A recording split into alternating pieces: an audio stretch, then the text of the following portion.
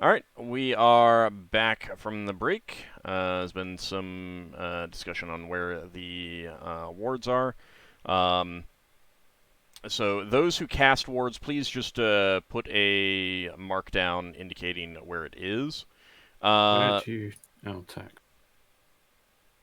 Lafdul, you'd ask what injured you. That was the trip through the cosmic storm. How? You guys took a That's lot of just text. tumbling. Alright, I do not know how to do... Yeah, just do a text with like a G or something. Yeah, but it doesn't come up yellow like yellow levels does. It just comes up as normal text. Right, non-colored. It should come out the color of your... You need to choose the color. You choose the color up in the bar where it has like the font and the font size and everything. Oh, it doesn't default to your color? No. No. Oh. You have to pick the color. I could have sworn it used to do that. No, it defaults to black. Huh. Alright. Sorry about that.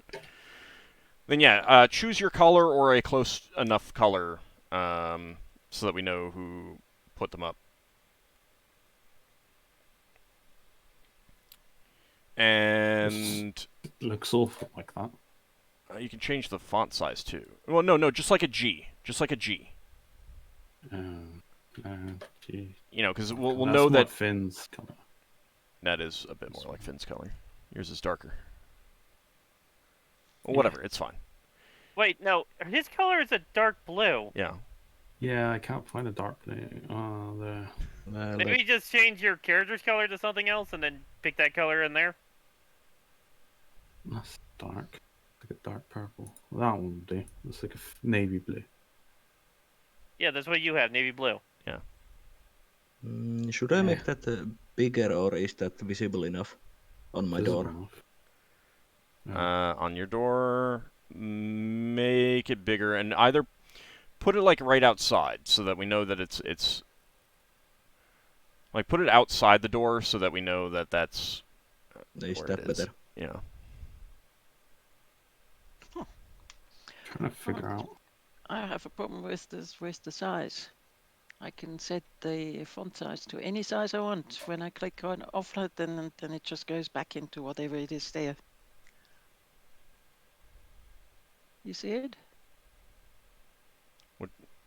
I'm not sure where you're... It's disappeared. I'm just going to place mine I'm in not front going of to say anything bad about Roll20, but I'm thinking a few things. Where was the stronghold? Was that room 4? Yeah, on the quarter deck. Lafdul, didn't you put the glyph on in front of the stairways, basically? No. Oh. And the library? No, I don't think I can. I think you put in the front of the basically that. I just generically put it. I said in front of the because I was under the impression there was only one way in at the time. I didn't actually look at the map. So. Well, if you put it in front of the stairs, then that's getting anyone who's going between decks. I just did it into the main entranceway. I assume that's the main entranceway to the library. That isn't going through Level's room. Correct. Yes. And that's where I had assumed you'd put it. Oh, okay. And there was one on the shuttle. In the helm room, I think. Oh, didn't I disable that? Did I recast it? I don't think I recast it.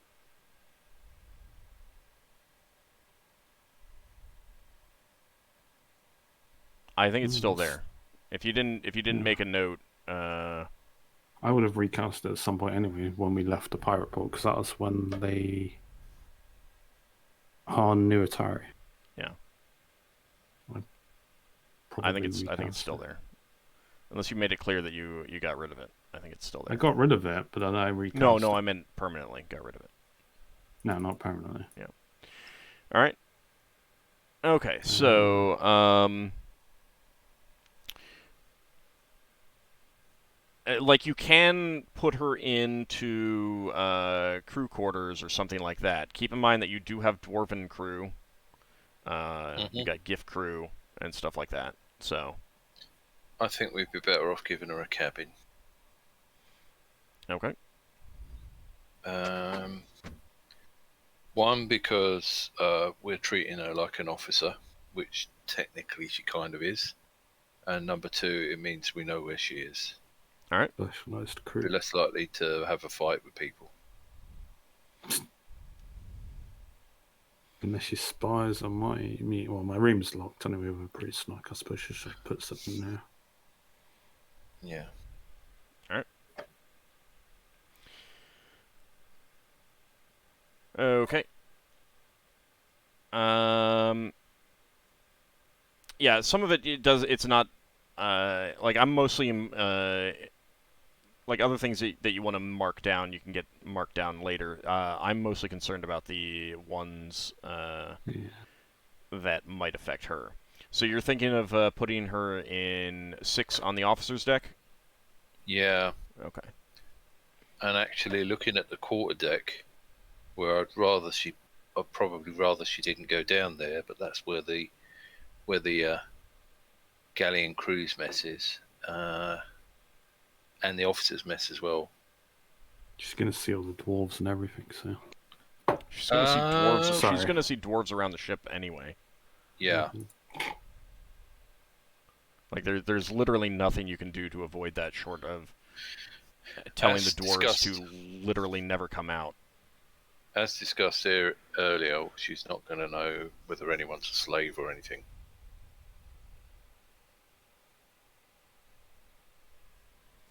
It's mostly that if she notices that the dwarves and, well, she did sign a contract that she would not tell anyone about the dwarves, but there are a few people that hate dwarves, basically attack on sight kind of way. We'll be upfront. We'll say that we're not from the sphere. We're just basically trying to get out. Hence the unusual races in this thing. So we could ask her if she knows multiple destinations. We could ask her what other destinations she knows about, and whether she knows the way out the sphere. She does know ways out of the sphere, although she's only been out a few times, a handful of times. She prefers to stick with intrasphere travel, just because that's more easier. You know, it's more varied and get from ship to ship faster and stuff like that. She just doesn't like going outside of the sphere. She's only been to goblinoid-controlled spheres. She'll describe a few of them. This would probably these questions would probably come up on the trip itself. So are you ready to get underway? Yeah. Okay. Can do. All right. So let's go ahead and go back to. Everyone ready for me to pull you back to the other map? Yeah. Yeah. We settled that question. Okay. I'm thinking that if we have a chat with her about the other ports she knows of, we might decide we can bypass 1 or 2 ports and go somewhere else if she knows a good port. If she knows anything about what's at the ports. She is definitely most familiar with the Goblin, Hobgoblin, and Kobold ports, but she has been to others, so she can tell you a little bit about those. But in order to get underway, you will need to pay your fees, the docking fees, in order to leave, and that's for each day that you've been here. Okay. So that is going to come to...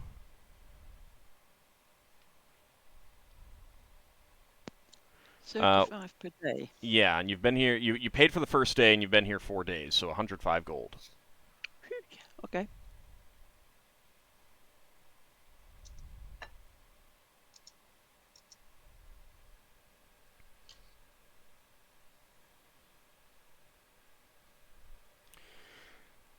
All right.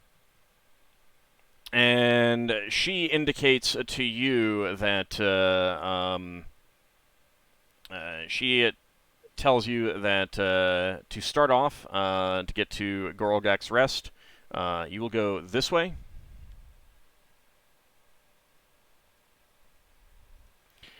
I would think. Yeah. I would think that we will also tell her that Leva knows the illicit trade tongue, and if she needs to convey something that cannot be told there, then she can ask me to ask Solas to do some magic so he can understand Kobold. Okay. Yeah, so you'll be mostly the translator for the trip, unless something else comes up. She tells you, Leva, she indicates that you'll travel that way to start with, and she mentions that you'll be following the like that route is called the Glowing Mushroom Cave. That's kind of a rough translation. Leva translates that for the others.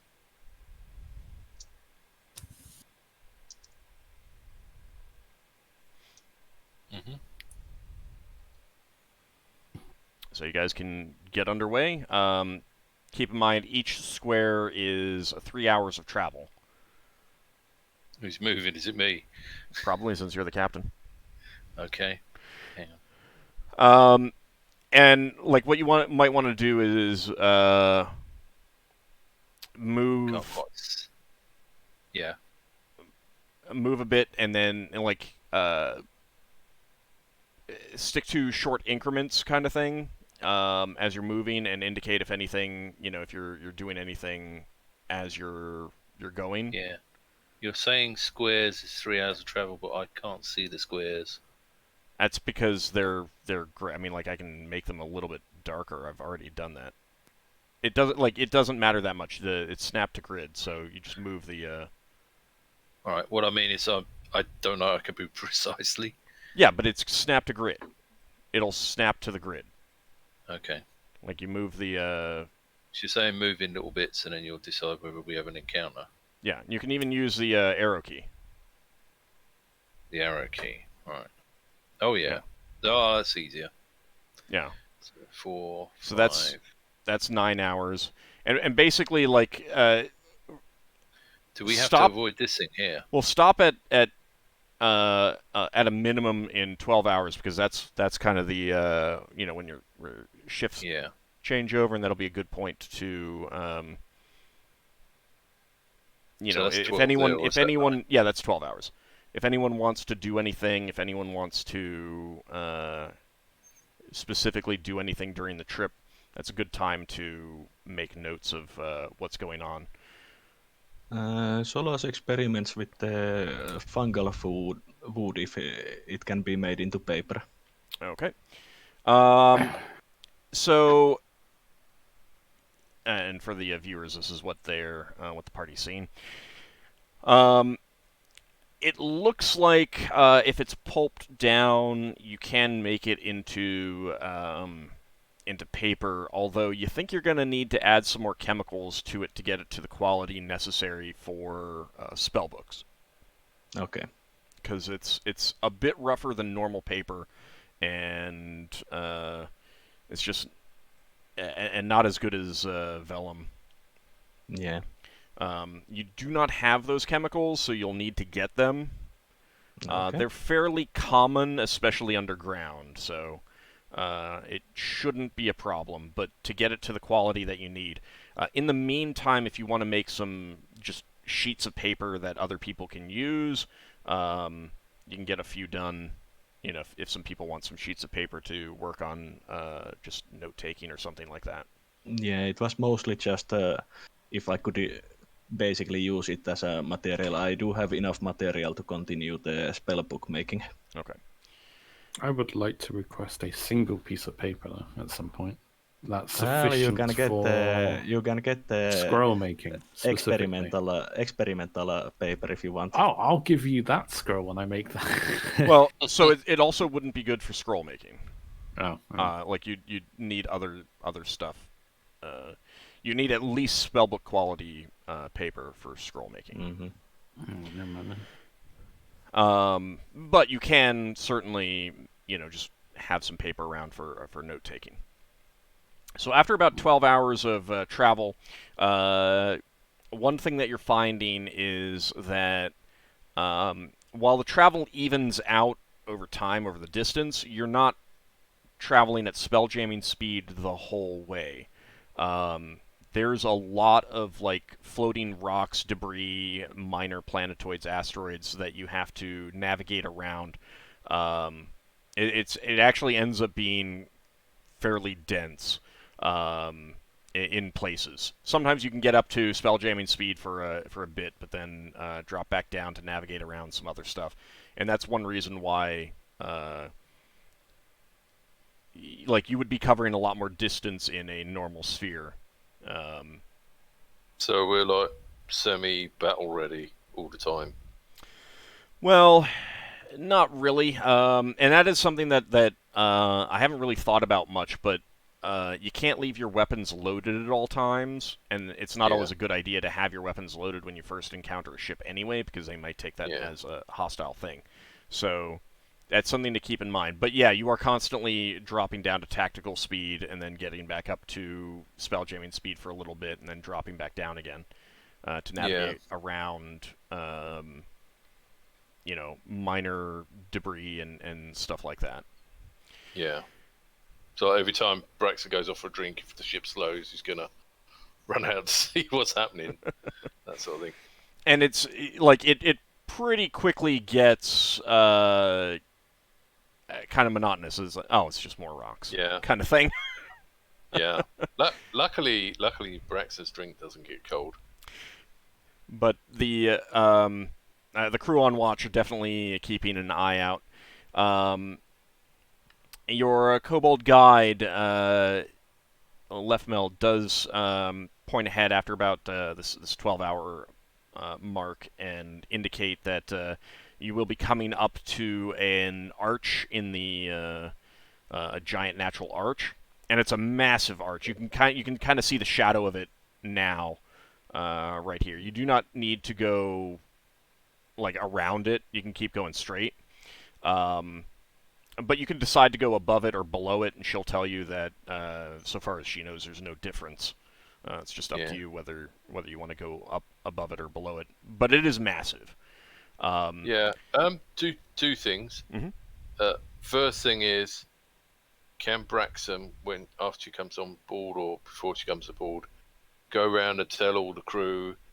As far as we know, she doesn't speak the same languages as us, but do not assume that you can say things that she can't understand.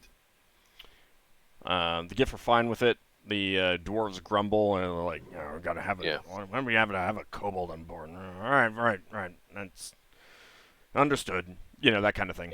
They're definitely not pleased. Glau. Go ahead. Yeah, go on. No, go ahead. I was going to say, Braxon will explain to everyone, this obviously isn't what's most desirable to us, but we've all got to get out of here. We all need to be careful.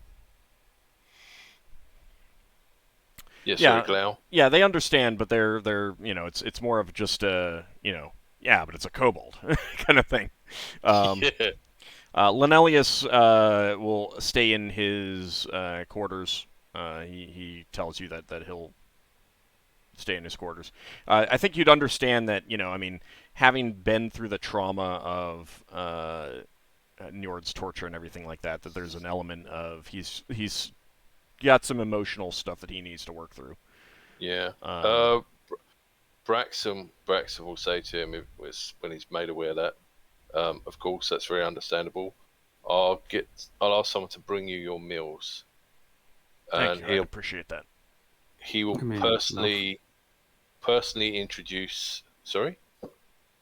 Well, if you want to do it, Lafdul, you can do. I'd probably do it, but I was going to say he would personally introduce someone to him and say, go fetch him his meals at the times he wants them. Sort out with him.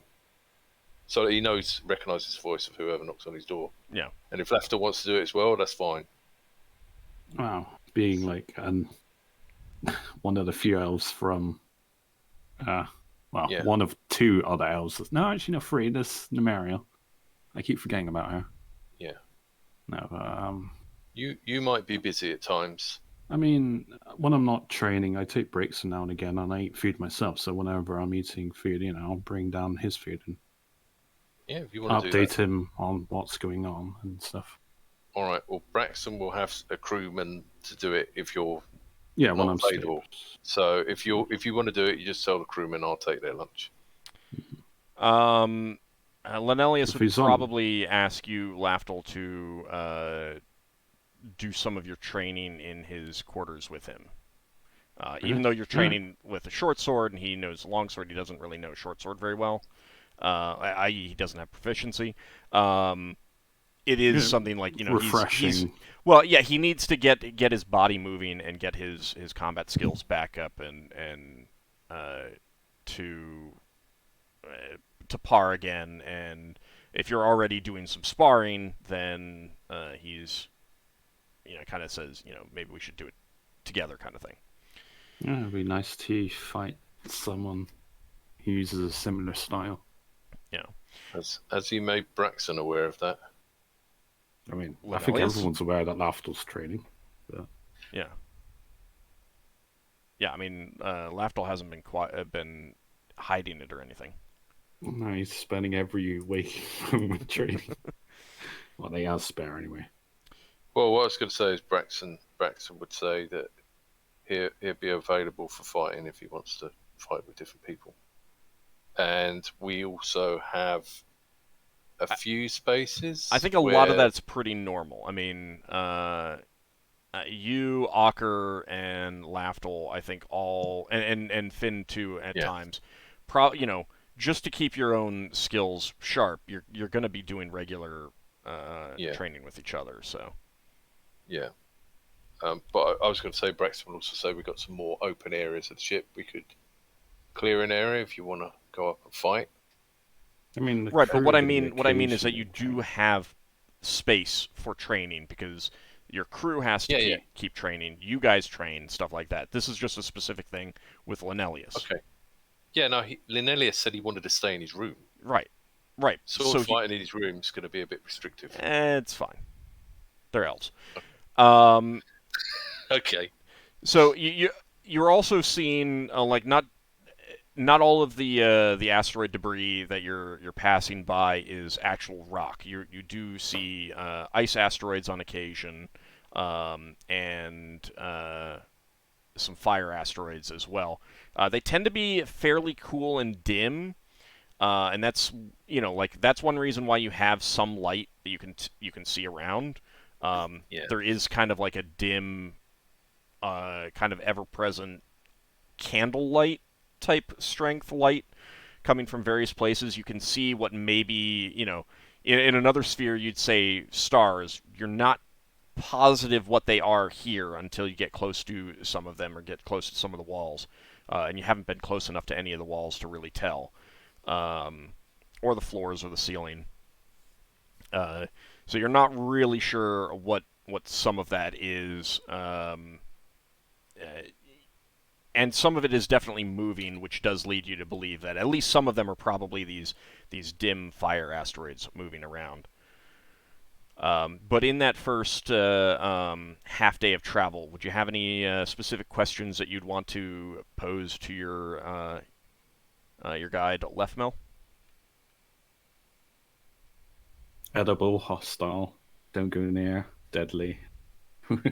Basic questions of she's not gonna be able to answer all of that because she's not a guide for the surface. She's a guide for space. She can get you from port to port, and she does tell you that generally, there are a few volcanoes around. She says avoid the air near there if you need to refresh your air envelope. But in general, all you got to do is dip down near a surface to refresh your air. Go on. I was thinking that the wizards could get their sulfur from there, but they probably refreshed it when they were they already did. It's easily available. I'm done. Okay. Braxon would ask if she knows if we can refresh our air envelope near the ice asteroids. Probably, she says. It's going to depend on whether they have atmospheres at all. Yeah. Do we have anything we can do to check the air envelope of something without just steaming into it and seeing if our air gets cleaner or dirtier?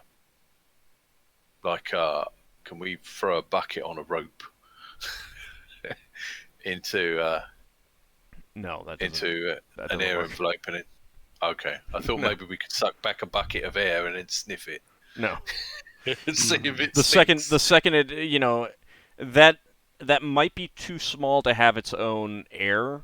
Because I was actually reading it, and objects smaller than people don't actually carry air envelope. Yeah. Like arrows. The problem is that the second that it left your air envelope, and if it was a big enough bucket to bring some air with you, the second it got back in contact with your air envelope, it would be completely mixed with yours and would be worthless. Right. So you might be able to smell if there was actual smoke, but it doesn't help you with just a fouled air or something like that. Yeah. So we kind of need something with a stopper or something, and then you've got to do that remotely. Okay. I guess we could experiment with one of these things. Generally, ships kind of like look at another ship or an asteroid and have to make a judgment based on what they see. Yeah. Well, it's all ice, so I suppose we're not. It's sure not of air, all you know. ice. I mean, there's a lot of like they're not all ice asteroids. There's a lot of rocky. Most of them are rocky asteroids. It's just that there are also ice asteroids and fire asteroids. And there might be air asteroids, but they're harder to see, if they exist. Mm.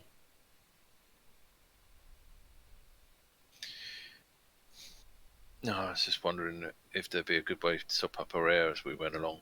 Right, topping up your air is just dip down towards the surface.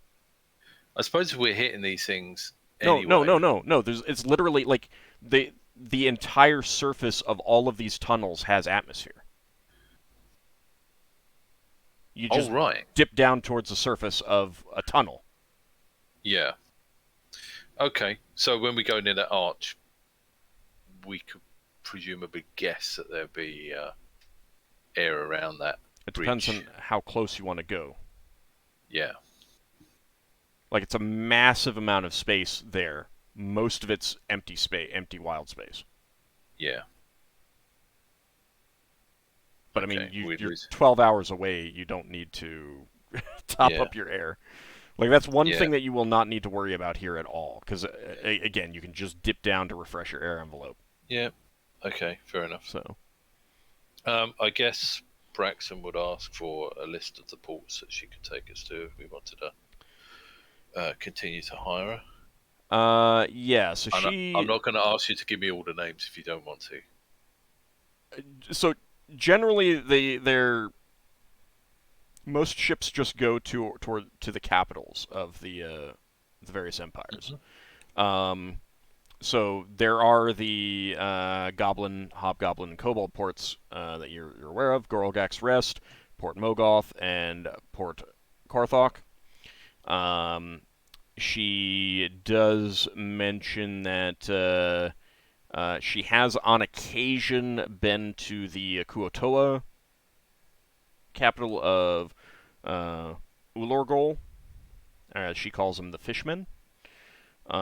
She's not a fan of that. It smells like fish, like rotting fish, and it's not pleasant. So she doesn't go there very often, but she does know how to get you there if you wanted. She has been to the capital of the American Theocracy, one of the Illithid kingdoms. And that capital is Lyrandorl.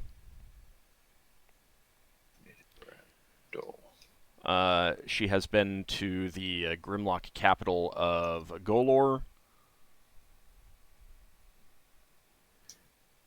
Golor was what capital? Of the Grimlock realm of Hergoroth. What's the Grimlock? Ragik. Do you remember Ragik? Yeah. Oh, yeah. I didn't realize. Gosh. Way back. Well, they were our friends. We could go there. Possibly. There are 3 cities in the Troglodyte realm of Orgodrak. She doesn't go there very often either. She does warn you that they are kind of a piratical confederation of tribes. So their major cities are open to trade, but there's no guarantee that you won't encounter some of their pirates on the way in or out, and they may attack. So I'm kind of against doing that in our current situation. She recommends avoiding them if you do not have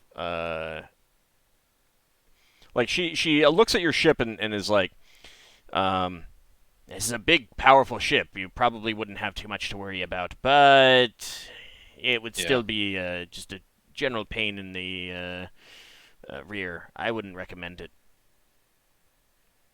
And she has been to the Darrow capital of Delmthor. But she mostly goes between the Darrow and Goblin. Darrow are hostile towards dwarves, right? Yep. And the Grimlock. Those are the ones that she most commonly goes to, but she can go to the others. She will tell you that there are some places that she has not been. Some of those people do not trade, like the Zorn she mentions. Yeah. And she's never been to the Myconid Kingdom. Braxon would ask Lever to ask her which of those ports have access to the Phlogiston. Getting to the Phlogiston is just taking some tunnels. Like the ports themselves don't have any more or less access than anyone else. Right. So it's not like one is closer to the exit tunnel. Well, some of them are closer to exit tunnels, but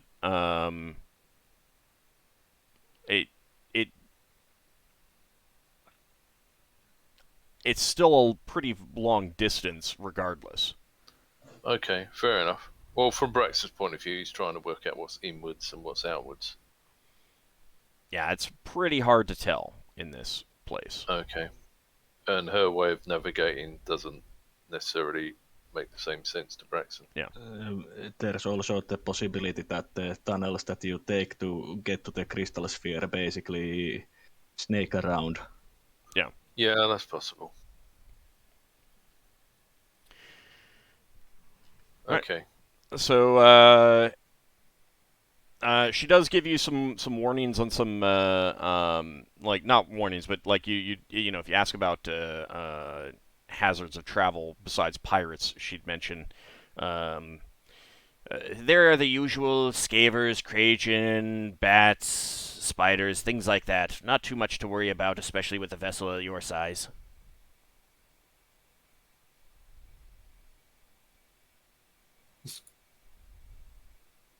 Yeah, do you have a question? I was going to say, it's fine until you start losing crew. I mean, next level, Solas can start raising them. Yeah. Alright, so half a day of travel has passed. You can start going. Do you want to go under the arch or above the arch? It's not going to make much difference travel-wise. It's just, you know, kind of for... was this next day? No, it's 12 hours past. No. Well, that's the other thing I was going to ask is, should we get Ockar to do the second half of the day? You'd assume so. I think it's just easier to have one person move the token. Okay. Hang on, it's not moving with the arrow. Boom. Just realised I have to speak to some Alright, corpses. stop. Yeah. No, move back one. Move back one? Yep. Okay. And you're going to ask, are we going over or under? Well, I had asked, so are you going over or under? It's a 50-50 for an encounter. Which looks bigger? Which hole looks bigger?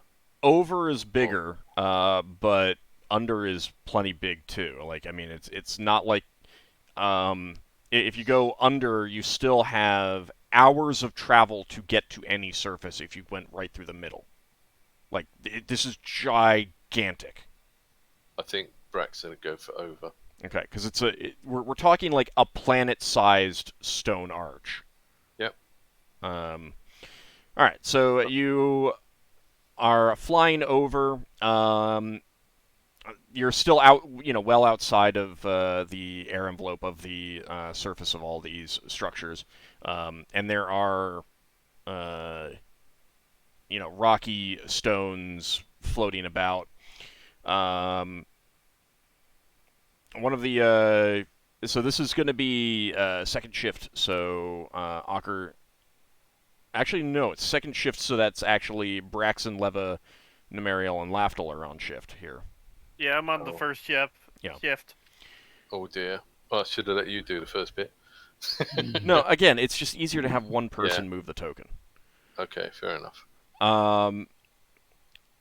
So you guys are on shift on deck, and one of your crew members says, some of those rocks aren't moving right. Right. You look up and you notice that some small chunks of stone have now entered your air envelope, and suddenly you realize that they're not so much chunks of stone as winged stone-like creatures. And they start swooping down on the deck of your craft. Yeah. Prepare to repel boulders. No, prepare to repel boulders. Oh, no. I assume I have the same spells from when I left the port. Yes. Yeah. Right. Well, I've got Battle Fate. So not casting much spells anyway. These things that you're talking about, stone creatures with wings, and they let out gravelly screeches as they fly down. They're swooping down, clearly aiming to gather, like to attack your crew and stuff like that.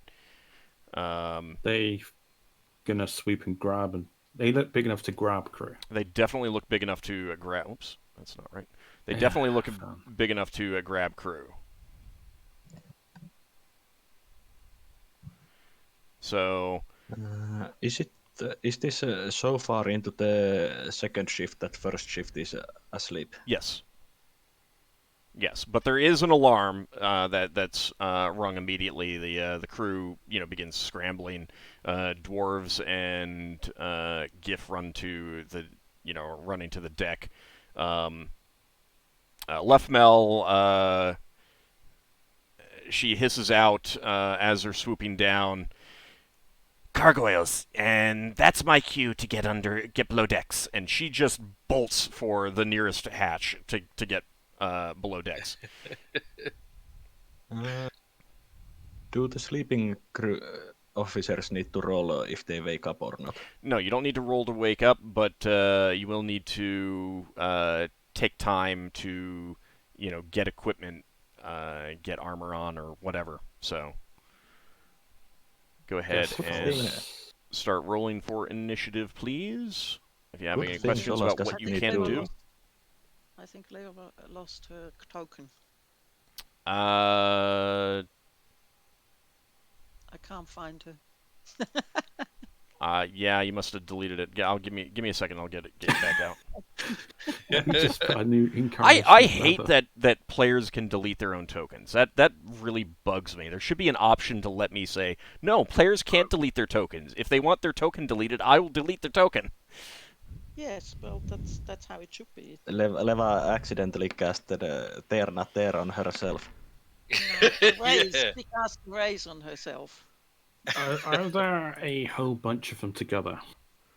At the moment, or are they spread out all over the place? Yeah, they're fairly spread out, but they are sweeping down towards your open decks. The players, so those on duty, put yourself on an exposed deck, or put yourself where you would be if you would not have been out on deck. Where is exposed now? I think I would have been at the front with our Lady Kobold friend. Okay. Who's run away. Is the Kobold in front? Wasn't I supposed to be here?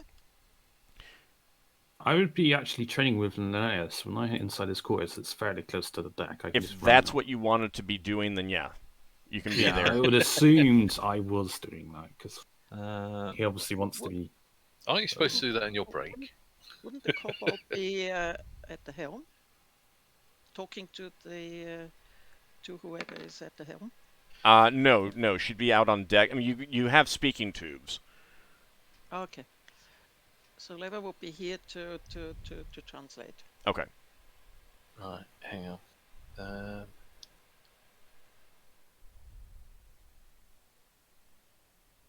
There we go. Right, there I am.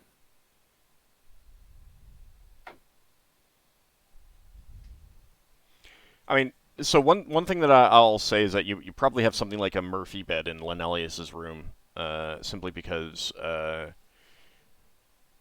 it's a room that's not currently used by anyone in particular. So, I mean, you know, you I can fold up the shape wood and come up some slats. Right, but no, but you can fold up that bed so that you can use the room for other things when you don't have a guest, kind of thing.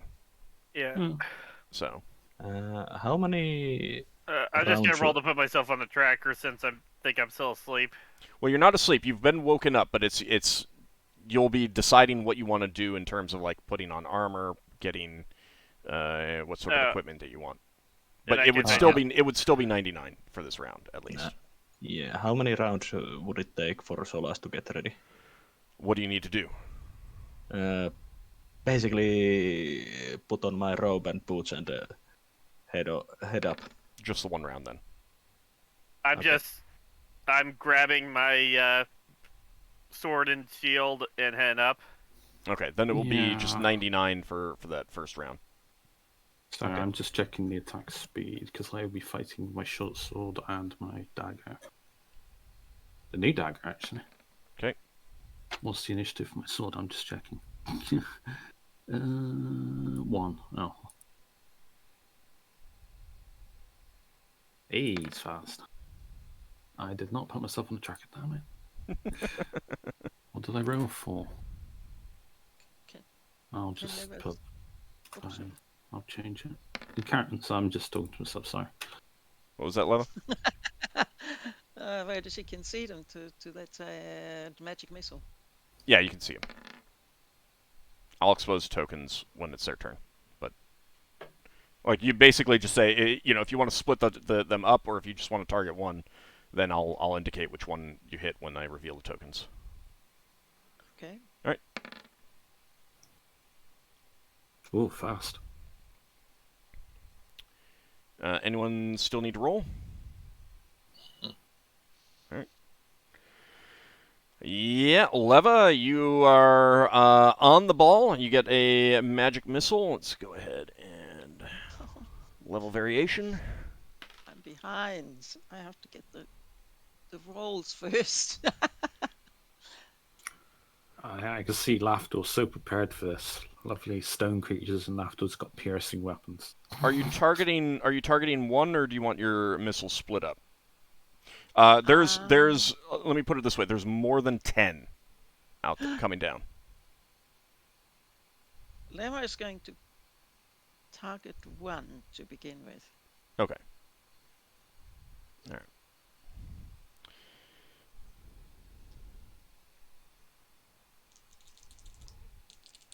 So you do not get the missiles that you expect.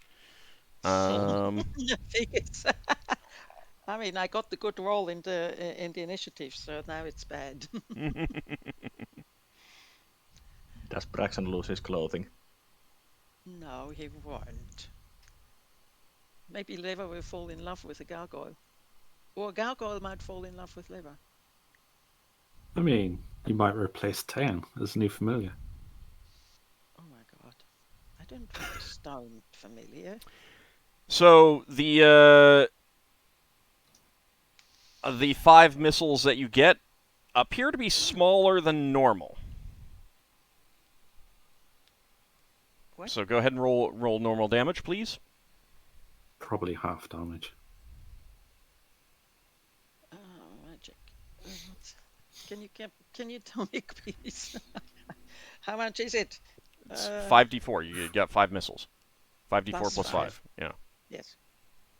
Thank you. I miss the Gold Box games when magic missiles would do silly damage. Oh, it could be worse. I mean, that's pretty good damage. Yeah, that's amazing. 3 4s is pretty good, yeah. For a level 1 spell. Alright, your 5 smaller than normal missiles streak out of your fingers and slam into one of the flying creatures as it is coming, and it is going to be marked with a red dot, so you know that that's the one that you hit. Oh, right. I can't even see them. Where are they? Oh, there they are. Yes. Yep. And there are some attacking the upper deck as well. Okay. We might need someone to go up there. Alright, Lafdul, your turn. He's running out, I guess. His intention to attack, but he doesn't know that he can't attack, so he's just going to run out to deck. Okay. Goes out to deck, realizes he can't attack anything. Lenelius will follow you out. I guess I'll be guarding Leva to the side of her. Okay.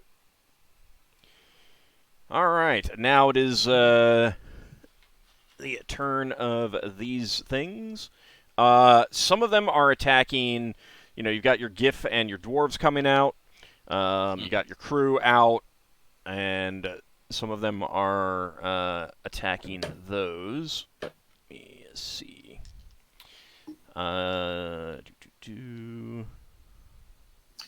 Did Lev have time to translate the message from the kobold that ran away? She got the gist across. Yeah. Stone monsters. Hit them. Okay, so some of your crew are being attacked. I'm going to worry about whether any of them get killed later.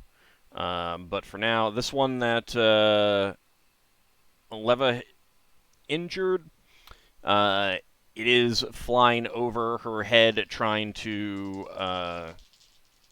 so I couldn't intercept it, so that was my claw at intention. her. But because it is moving past you, Lafdul, you will get an attack of opportunity. Yay! With both your weapons. With both your weapons, yeah. Yeah, no, you can say when I can roll. Yeah, you can roll.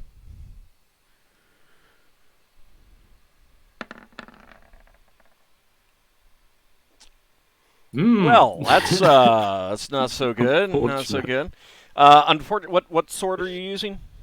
That's my Weaver sword, my main hand. Okay. Magical creatures. Give me a... Let's see. Where does it fly? Yep, give me a 1d10, please. And you missed with your dagger, too. You see... Wow. It's a +3 dagger, though. Oh, that's not good. That's not good. It goes overboard. Lafdul's going to go overboard after it. That would be your next round action, then. Oh dear. Yeah, so this gargoyle sweeps down over your head, and you're slashing with your short sword, trying to poke it with your sword as it's coming over, and unfortunately, just the odd angle and sweat because you've been it's a lot harder because Ab Cody redeemed a critical hit. Oh, thanks, Ab Cody. So the sweat has been pouring off you because you've been training with Lenelius, and you feel the sword slip in your grip, and you're like, oh my god, I'm gonna lose it. You tighten, and it just so happens that that's the perfect spot to get this thing flying over your head. Go ahead and roll damage. Point him with the poke, yeah. 2d6 plus 2 plus 3. Plus 3.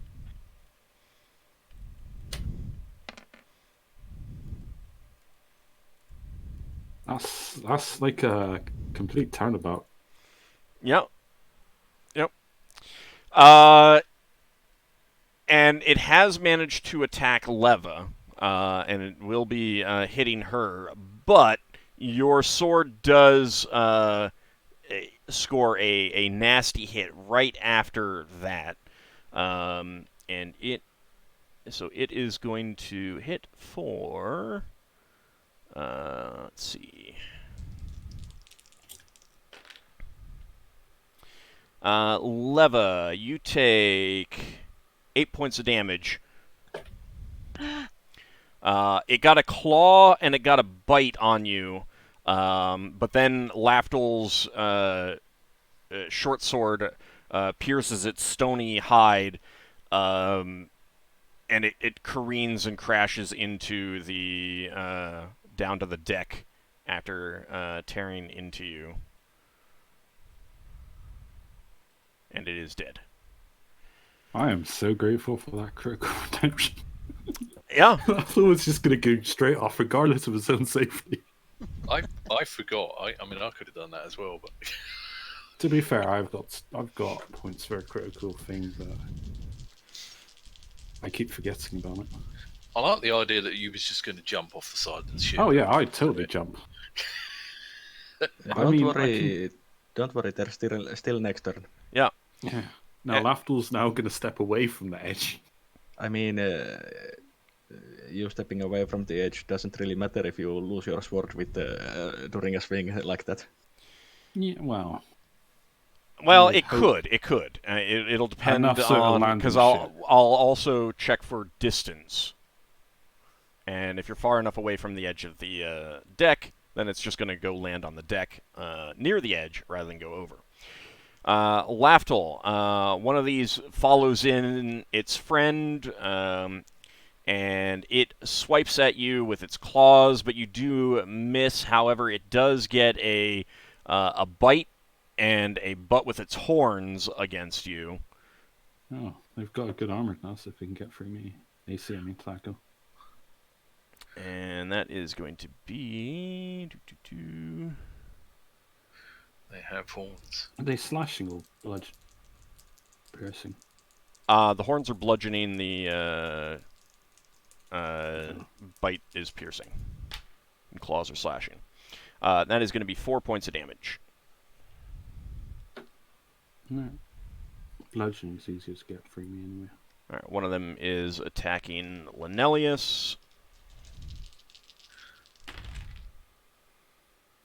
Oh dear. And let's see.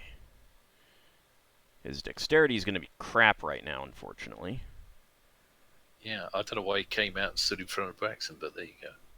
He's still capable of fighting. Yeah, he's got a longsword. And he is a fighter. Yep. That's true. Let's see. That is... Need to update his armor class because I have before he had that armor on. Elven male. Yeah, I presume he would have. It misses him entirely. I presume he'd have armor on if they're fighting. Yeah, he's wearing Elven mail. He's wearing Elven mail. Yeah. And one of them is coming in and attacking you, Braxon. They are making passes, at least at this point. Swooping. Yeah, they're swooping down, attacking, and moving on. I will give you guys, if they move before you, then you will get a chance to attack them on your turn, but then they will be moving away at the end, essentially at the end of the round, kind of thing. Yeah. Okay.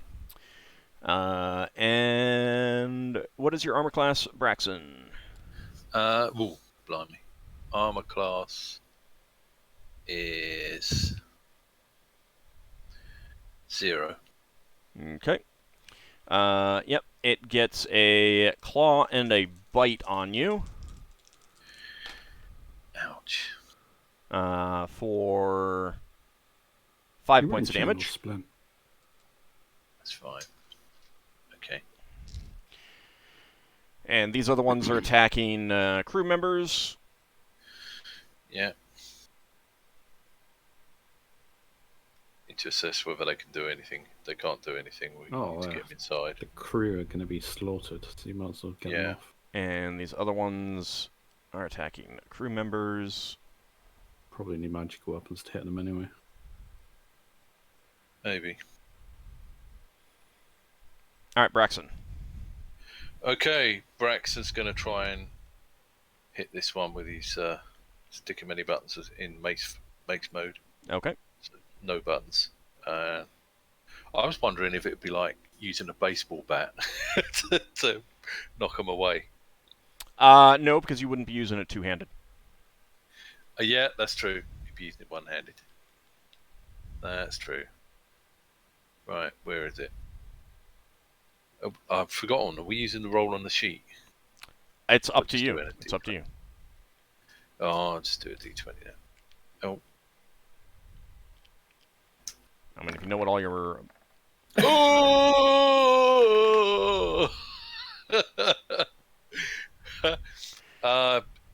You don't let people do 2 critical hits, do you? I can't remember if it's sold out or not. So I can't buy my way out of this. Give me... I mean, you could try. This reward is temporary out of stock. Yeah, that's what I thought. Give me a d10, please. Lovely. No, so you are slightly further away, so... 5. If I'm lucky, it'll go through the doorway into the ship. If I'm unlucky, it'll go overboard. That's exactly where it goes, actually. Right inside the ship. Overboard? Nope, right inside the ship. Inside the ship. Yep. Now, you were lucky. Well, I mean... You were unlucky, but not as unlucky as you might have been. Yeah. It's good old Warhammer time for you now. I know I shouldn't have shook hands with Lafdul when he came out. He's got really sweaty palms. Yeah, shook hands with danger. You think danger. Lafdul had hands free to shake your hands with? He's got a dagger and a short sword in either hand.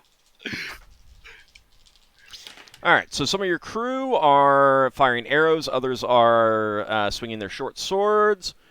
And you hear cursing as most of them miss. And let's see some others. Yep, they missed as well. Then the GIF.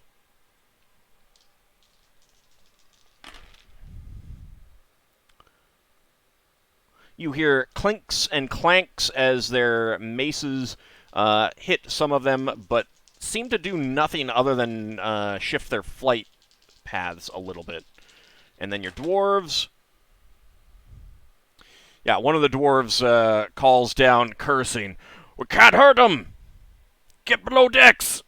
Leave them to those with the magics! Yeah.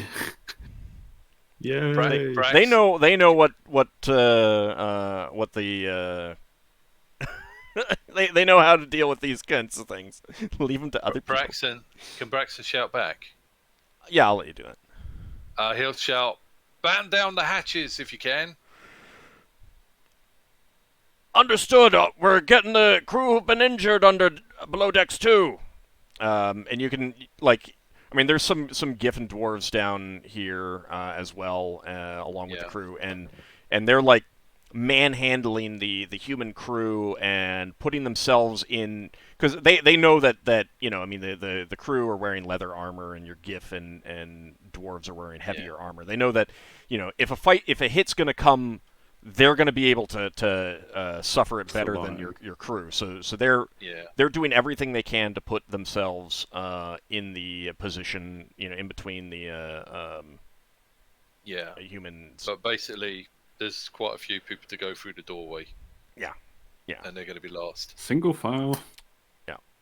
All right. So let's see. All right. So Finn, are you doing anything special, or are you just like grabbing your weapons and running out? Grabbing weapons, running out. Okay. So yeah, you'll be able to act next round. You'll be able to get out to the... you could actually get to either deck, I think, easily enough. Solas. Okay. Mm-hmm. You're getting on your robe and boots and running out? Okay, so you'll be able to act. Ockar, you're just grabbing your sword and shield and running out? Yeah, I grab my sword and shield and running up to, I guess, where everybody else is, since that's where the fighting seems to be happening. Okay. It's Ockar going out in his small clothes or loincloth. So fanfic. He probably has like some sleepwear. I think most of you would have sleepwear. He wears normal clothing underneath the armor, and he tends to sleep in that. And even if not, like you'd be able to pull on some pants and a shirt. He basically and grab your sword and shield he anyway, basically so. just shoves some. He wears like a shirt and pants when he sleeps, and then when he woke up, he basically shoved boots on, grabbed the sword and shield, and started running out. Solas basically usually when he sleeps wears the sleeping shirt, like the large shirt that basically is almost to his knees. So you want me to roll for my longsword? Yeah, everyone can roll for initiative now. Am I able to be at the staircase here, or you can get out? You can get out onto deck and attack. I doubt that. Depending on when, like, if the enemies have already moved, because now they've I'll move them. I'll set them up for the because they're doing sweeping. They're flying movements. past. Yeah, they're flying past and circling around. So I've got to beat their initiative in order to hit them again. Yes. Well, because I've already hit them once. No. Yeah. It's made an attack. You got an attack of opportunity because it was moving past you. Yeah. So I haven't had a regular. Yeah. So could I attack? I assume. Never been hit. That she just stands there like stoned.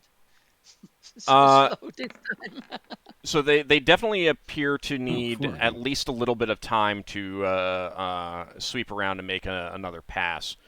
So no, you're not. If you beat their initiative, you'll be able to attack someone. Yeah. If you don't beat their initiative, then no, they'll be out of your range.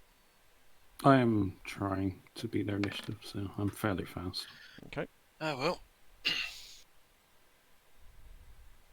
I mean, Lafdul has fast. He can sidestep a little bit. Can he? 5 foot?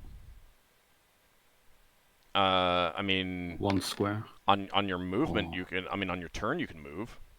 Yeah. Quick, Leva, cast haste on Braxon. No. Anyone still need to roll initiative? No. Okay. The helmsman. No, they're staying below deck. Oh, they're not going to poke the head out and cast Magic Missile. No, they're not paid for fighting. They're paid for piloting your ship, and I mean they'll do some other stuff and things like that, help out in special situations. But I mean, two of your like Sun Fayun is the only one who wouldn't be able to, who would have any spells anyway. So who is the one who is even slower than Leva? Olanelius. Oh, okay. Yeah. You don't see his name, do you? Name. Okay, hold on a second. No. Let me fix that. There we go.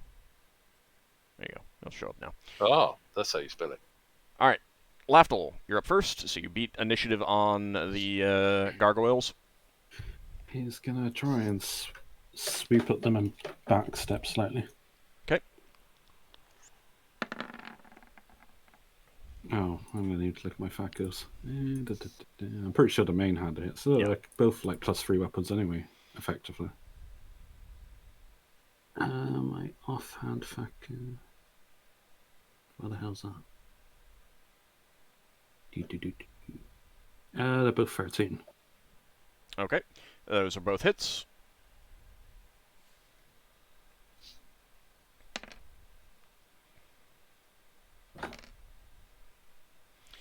So I am rolling really well on damage. Yeah, that's pretty good.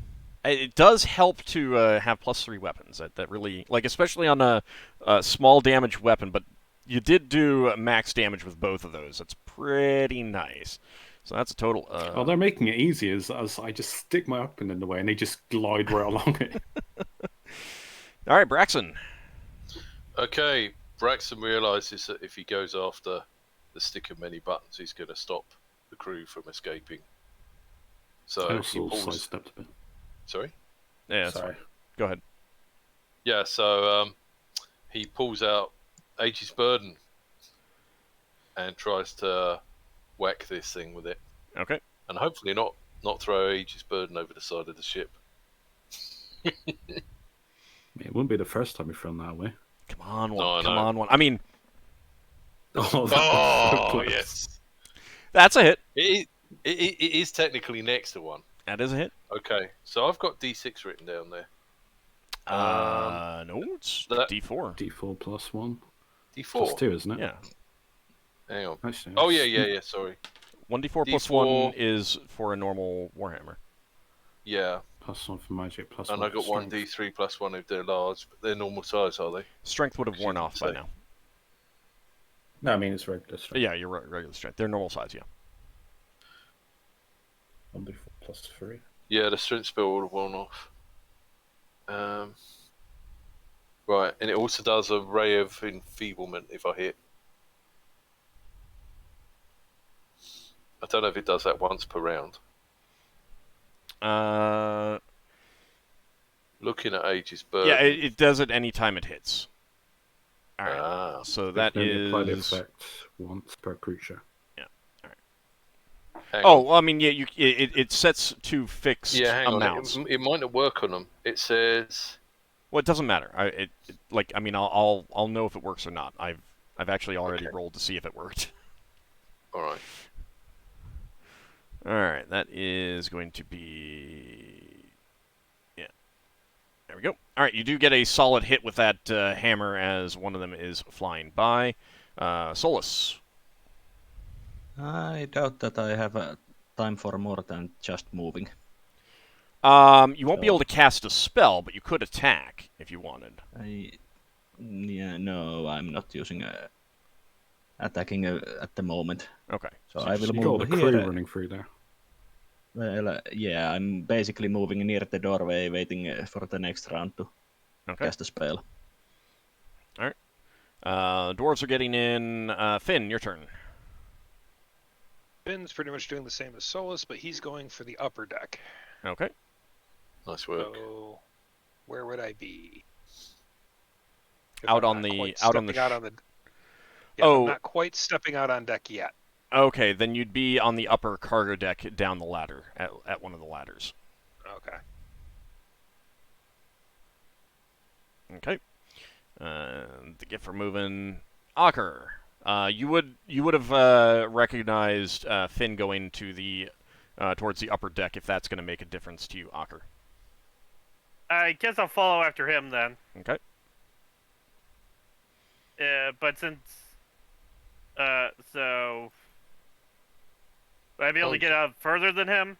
Yeah, there's two ladders. You could take the other ladder up when there's a break, and I will let you get an attack on someone on one of the shuttle main deck. Okay, then I'll get up here and I'll attack this guy. Okay. Also, Beowulf would be following with me. All right. So. Hope Beowulf doesn't break any teeth on the stone.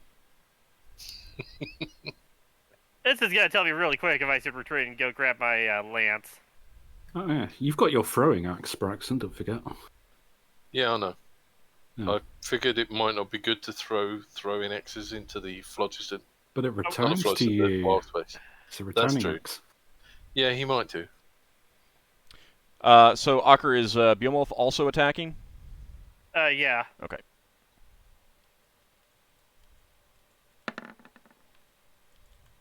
That goes 11. That is a hit. Okay, now let me roll for Beowulf. That is a miss. Okay. Are these considered large or medium? Medium. All right. Okay. I need to go AFK for like 5-10 minutes. Okay. Next turn, I'm going to cast Cure Light Wounds on Leva. Okay. If she stays. All right. 6 points of damage. It's a +1 sword, by the way. Oh, on top of that? No. Oh, yeah, no. It does injure it. Okay, I was just asking for, medic weapon stuff. All right, Leva, your turn. Leva pulls out the scroll. Now she has to see how long. What is it? She's casting Hold Monster. Okay. It's at level 16. Oh, goody. Psst. And she would like to, if it works, she would like to hold 4 of them. Okay, so they got normal saving throws versus spell for that, correct? Yes, with 4 it's normal saving throws. Okay. Ping the ones that you want to hold. Okay. Do I see this right? All of the ones that are sort of like arranged like this, they're here. They're visible. Yeah.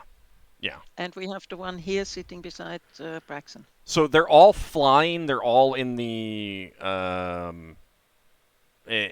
so they're all flying around, sweeping down. Swooping down. They've made some attacks, and they're going to make another pass. Some of them are going to they're going to be attacking different people, and then flying away and wheeling around in following rounds.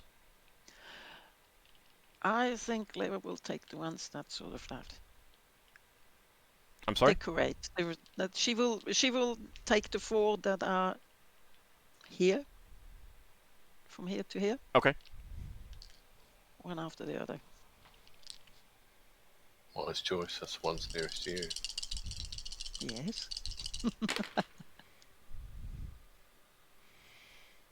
Okay. In the middle of their flight, that one, and that one all plummet either to the deck or to the gravity plane, and they are not moving at all. These 2 are going to be on the deck, I think. Nice. No, actually, this one would be, because it attacked Lenelius, and it's already been pulling back. So that one and this one, they're off in the bobbing in the gravity plane. This one is on deck, and they're just not moving at all. Okay. Dumb question. Yeah. It says duration is 1 round a level. Is that Is that now 16 rounds? Yep, 16 rounds. Okay. Let me add that in.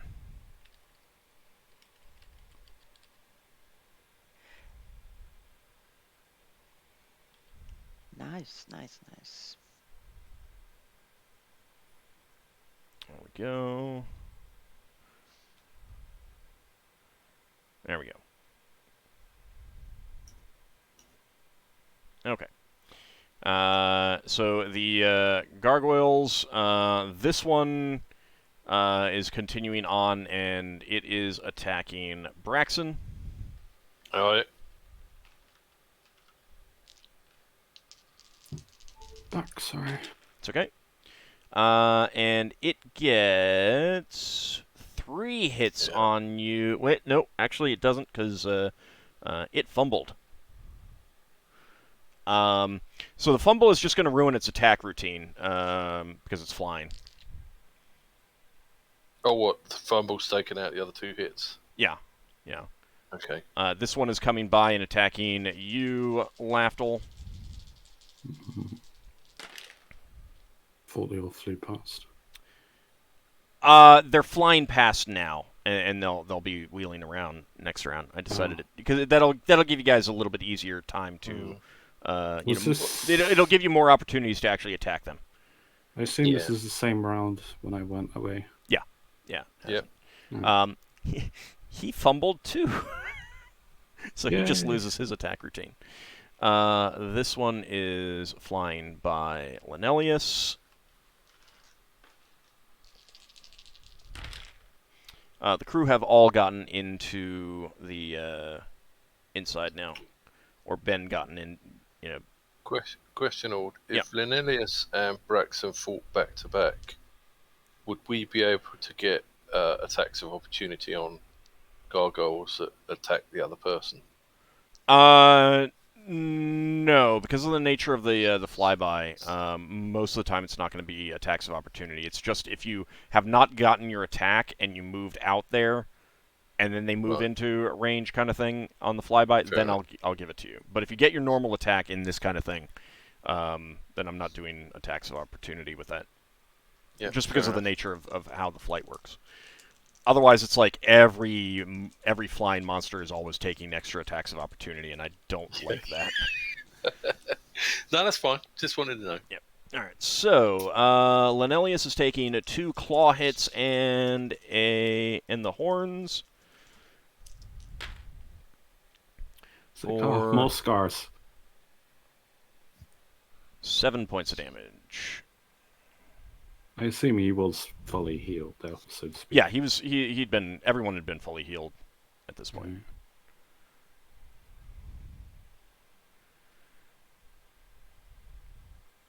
Okay, and this one is attacking you, Braxon. And it does get a claw hit off on you for 3 points of damage. Okay, -3. Up on the upper deck. One of them is attacking you, Ockar. The others are attacking the fleeing crew members. Clashed in the back. And I'm going to need a saving throw versus death from you. They got a crit? Yep. Oh, crit when you're unarmored.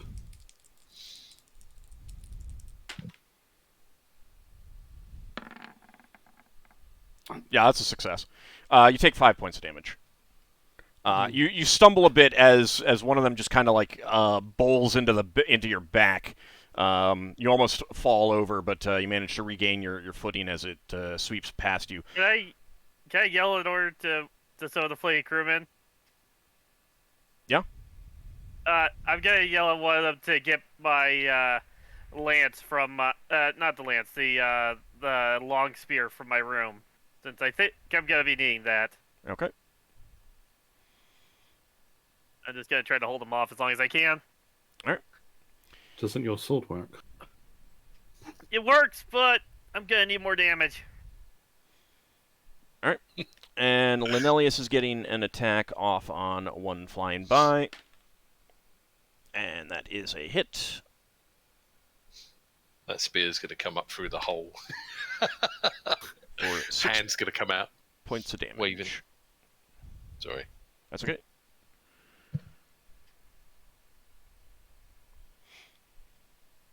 All right. Ockar, are you getting a second attack? Yeah.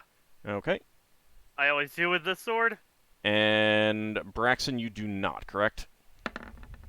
No, this is the first time we got Aegis Burden out. If it's 6 hits, then 11 hits. Yep, that's a hit.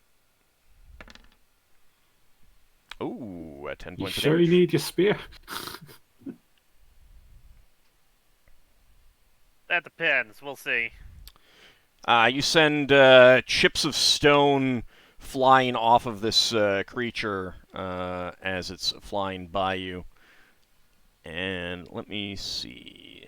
I need to double check to see if Lenelius gets a second attack. Yes, he does. It is a second round for him, so he gets a second attack. But he misses.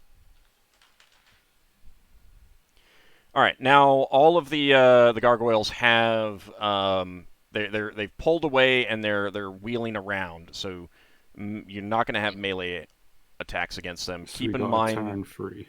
Yeah, you've got you essentially have a turn free. If you have a spare hand, you could use a small weapon, but remember that changing over to a missile weapon means dropping your current weapon. So. No. Yeah, I was actually going to ask about that. If Braxon has a throwing axe, I've not done 2 weapons at once much, and he's trying to use Aegis Burden at the same time, does that mean he doesn't get 3 per 2 on Aegis Burden, or what? Because it seems like completely different types of fighting. Yeah, so every time you switch between weapons, it resets your attack routine. No, I was thinking not of dropping it. Right, but... I understand, but like, right. So 2 weapon, the penalties for attacking with 2 weapons only applies when you're actually attacking with 2 weapons. So you can hold your offhand weapon Yeah.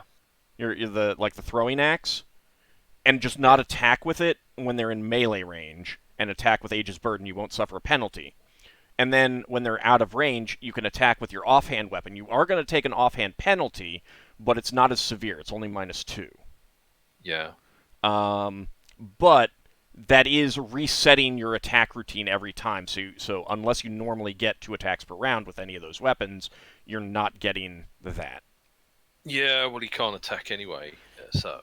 You can spend the round to go get the rod. That's true. Oh. Do I go for 1d6? Why don't you put your axe in your main hand and just use that and just throw it when it's out of range and otherwise melee with it when it's in range? That's true, but... Hang on. Hey, Old? Yep. Can I climb the ladder and then cast a spell? Yeah, I'll let you do that. Okay. Old? Yes. How far is the upper deck of the shuttle main deck from my position in distance, direct distance?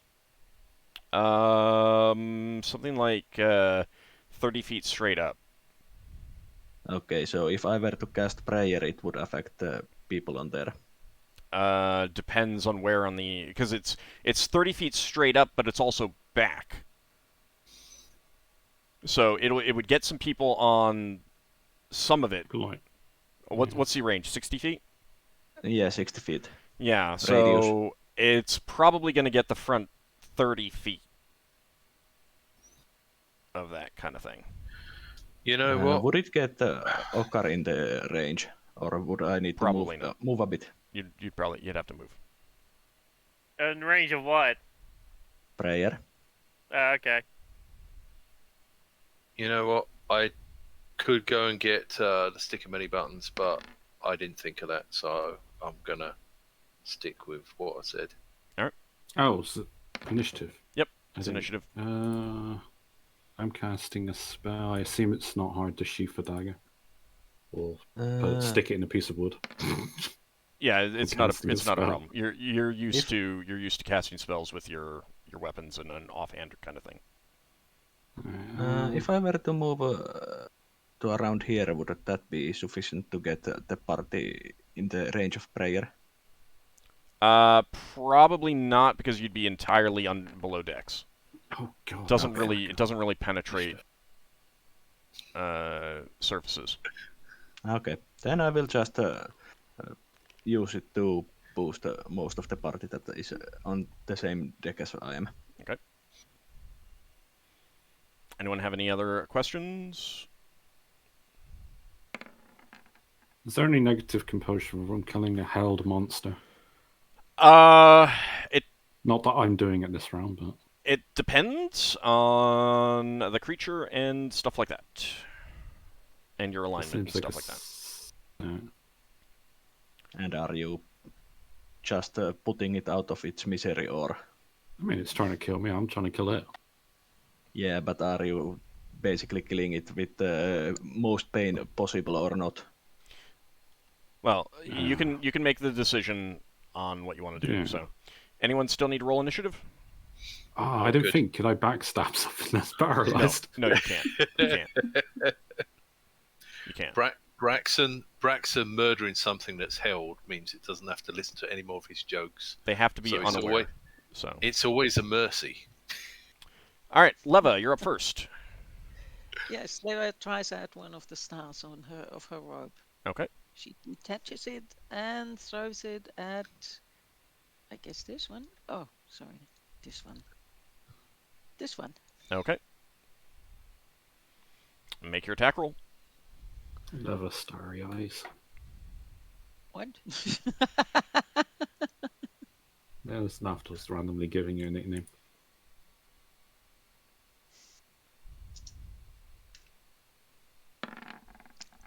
Oh. Wow! I wasn't even joking on that. Leva is clearly the star of this combat. Whew, Leva guys, ay. 4d4 plus 6, please. 5, sorry. 4d4 plus 5. That's more damage than a magic missile, isn't it? It could. No, Yes. no, it's not. No, it's not. Slightly under. 17 points of damage. So you pull off one of the stars from your robe and hurl it at one of the gargoyles that's wheeling around, getting ready to come back, and this just like sparkling streak flies out, slams into it, and shatters this gargoyle into chunks of rock. She puffs her fingernails.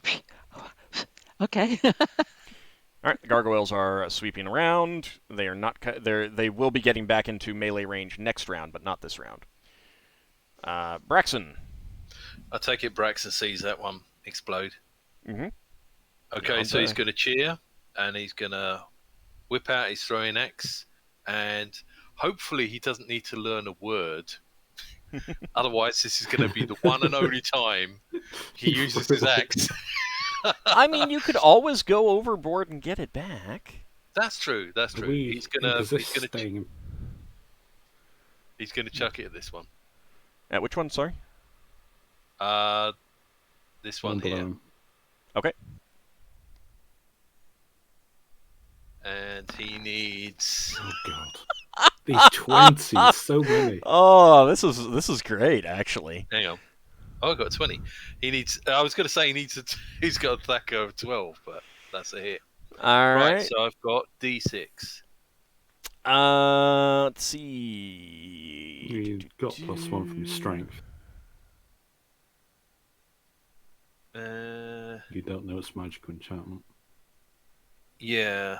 So all right. So here's the thing. Yeah.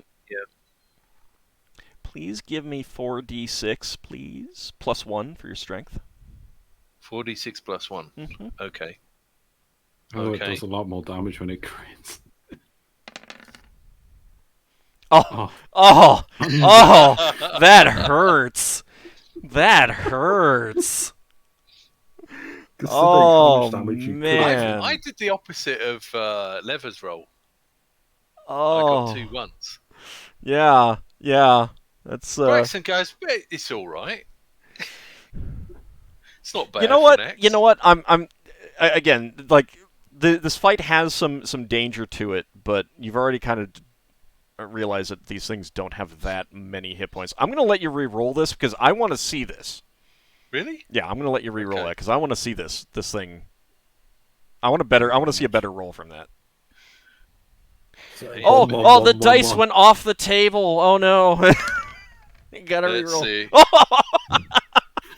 All 4s. That's better. Jesus Christ. I want to see you roll better. It's I press the tilt button on roll 20. Could you do that every time, Old? No. Especially not in major significant fights. This is just a random encounter. So it does not die, but you do send that axe flying out, smashing into this thing. You see it like wheel around in the air before righting itself, and it definitely looks angry. And Brax is going to hold his hand out. Waiting for the axe.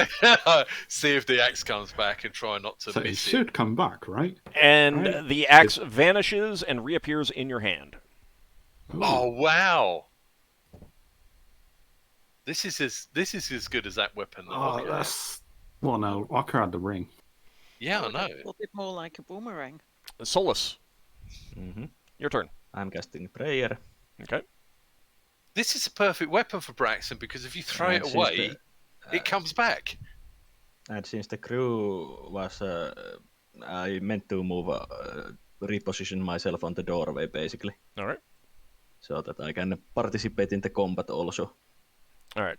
I'm going to give this to Finn as well because he's basically climbing out to cast a spell, so he'd be out at this point. But Ockar is going to be just outside. Actually, I'll give it to Ockar too. He's close enough. All right, so +1 bonus to hit, and damage, and saving throws from prayer for everyone. Yes, and enemies take the -1. Yeah, they're going to be out of range at this point, though. Okay. Ockar. So they're all out of range. Yeah, out of melee range. Okay, then I'm going to brace myself for when they come back. One of the crew members could have gotten your spear, because you did ask one of them to do that. So if you want to spend the round going to get your spear, keep in mind that you will be losing your shield bonus. Yeah, then I'll go get my spear and come back. I get ready to grab a helmet. Okay. That's fine. It's easy enough to put on your head. Hey, if they brought the helmet, I guess I put it on, but otherwise, no. You didn't ask them to, so they didn't. You know what? If they're going to fly off and come back, you could get them to bring your helmet and go back to the hole, and they can stick the helmet on your head. Are any of the crew members wearing helmets, even just small helmets? No, they're not. Okay. You just pluck a helmet off a dwarf. Well, I mean, the dwarves are, but they're not going to give up their helmet to you. Finn, your turn. All right, I climb up on deck and I cast Produce Flame. Okay. And you're just holding that, and you can throw that each round? I can throw it each round, but I'm just going to hold it this round. Okay. What is the range on throwing it? 40 yards, I believe. Okay. Yeah, when they're wheeling around, they're going to be out of range. Yep. Okay. Lenelius is going to wait and wait for them to come back in range. He doesn't want to swap weapons. Lafdul. I'm casting Cure Light Wounds on Leva. Okay. Oh, yeah, the duration of the prayer is 8 rounds. Okay. Yeah, she is free. Thank you. Sorry, you can survive half a hit.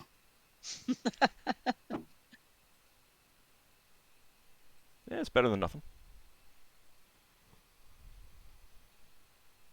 Every hit point counts. Let me get that prayer in the list.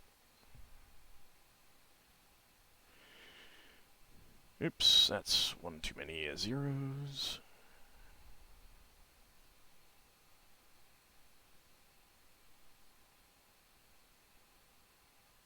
Come on, stop being slow.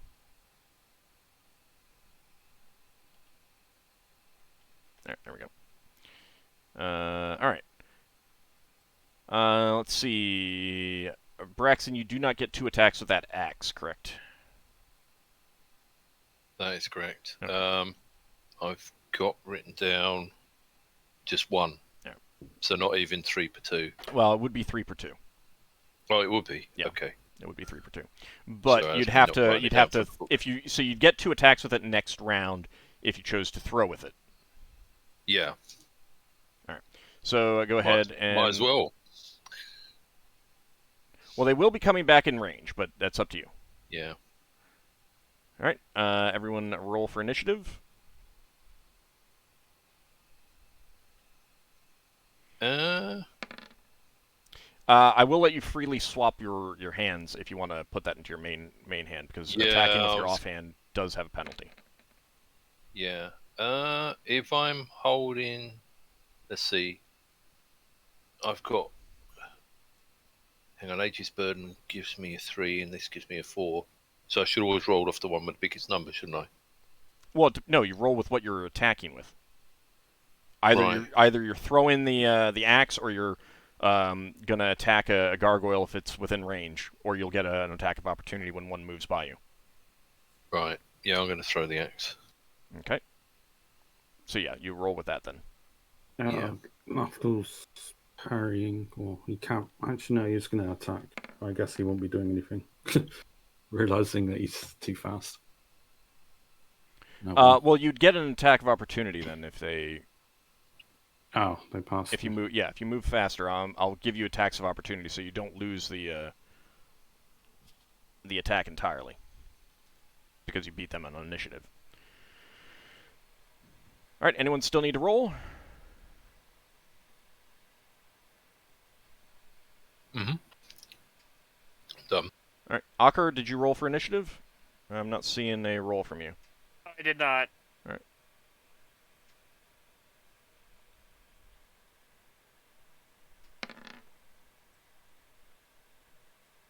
Okay.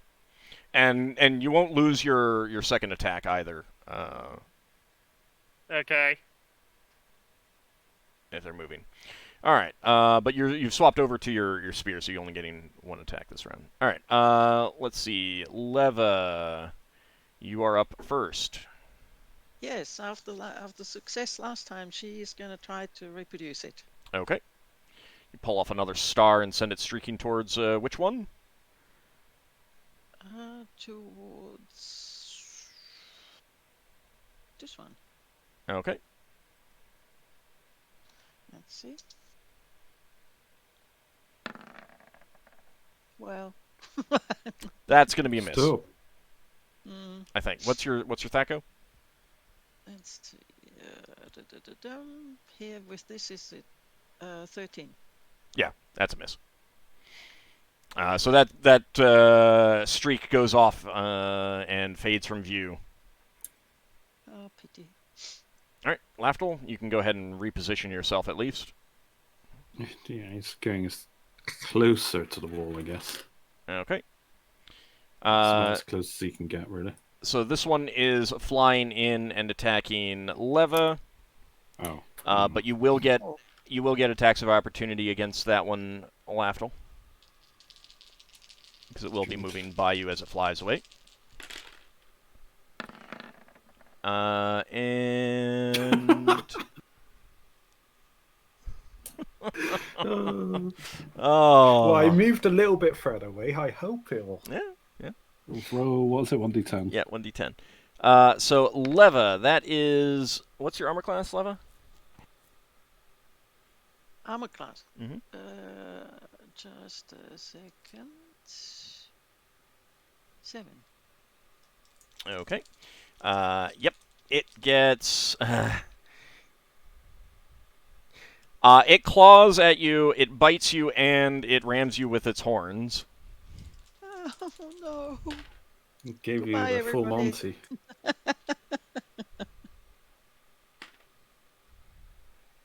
You gotta wonder how a creature can headbutt you, or gore you, claw at you, and bite in the same. It's pretty impressive. They've had extensive training. Yeah. Yeah, how can you bite and gore? It's more of a headbutt. It butts, and as its head is coming up, it tears at you with its... Yeah. Let's see. That was... Okay, 14 points of damage, Leva. Oh, my God. Well, she's still alive. Well, that 3 hit points might have kept you still on the ground. I don't know. She would have been on the ground even with that, but now she has 4 hit points instead. Oh, so you would have been on 1. Yes. Oh, Solarian has redeemed a critical fumble, which I think is the first critical fumble that has ever been redeemed. So that is going to cancel all of that damage. Oh, Thank you. thank Very you. nice of him. It is Thanks, not too. Lawrence. It was not too late, Solarian. Nice job there. So that did cancel all that damage. Lafdul, you did hit with the dagger. I did? I did, yeah. You said 13. 13th Thaco? Oh, yeah. Yeah, it is. Okay. So you did hit with the dagger. Yeah. Oh, Farron has done a fumble before. Okay. So that's the second time then. 4 points of damage. I mean, it's better than nothing, right? Yeah. All right. And... The chat is definitely helping us today. Where did my short sword fly off to? Yep, I'm checking that now. Give me another 1d10, please. Oh. Did that previous 1d10 not? No, I'm getting the range. I'm getting the how far it went. 4 yards, I guess. 4 feet. 4 feet. 4 feet. Directly towards the bow. So it is still on the deck. Good thing it didn't fly directly into Leva and damage Leva. She was already weakened. Just accidentally kill her off. So, Braxon, this one is coming in to attack you, but you're attacking it at the same time with the throwing axe. So go ahead and... No Nice. Make your attack. Mutually assured destruction. Perhaps. I don't think that's going to be the case with those attack rolls, but that is a hit for you, Braxon. So you roll a 2d6 plus 1, please. When these things fly, is that classed as a charge? No, it's not classed as a charge. Oh, yeah. Do remember the prayer effect, so You're right. Yep, that was... Lafdul would have made it. Oh, I do another point. That was another point. So 2d6 plus 2, Braxon. Oh, too late. That's fine. Oh, it's just 14. That's pretty good. Is that the same one I hit before? Yes, it is. Oh, it might blow up then. Yeah, it was angry at you. It does claw you. However, before that, for 5 points of damage. But as it's torn at you, you whirl around and throw your axe at it, at its back. Your axe slams into it and just splits it apart, spraying harmless stone shards over Lafdul and Leva. This one comes in and attacks Lenelius. Braxton's going to let out a cheer as he kills one. And that is going to be 2 hits. A claw and... Actually, a claw and the horns.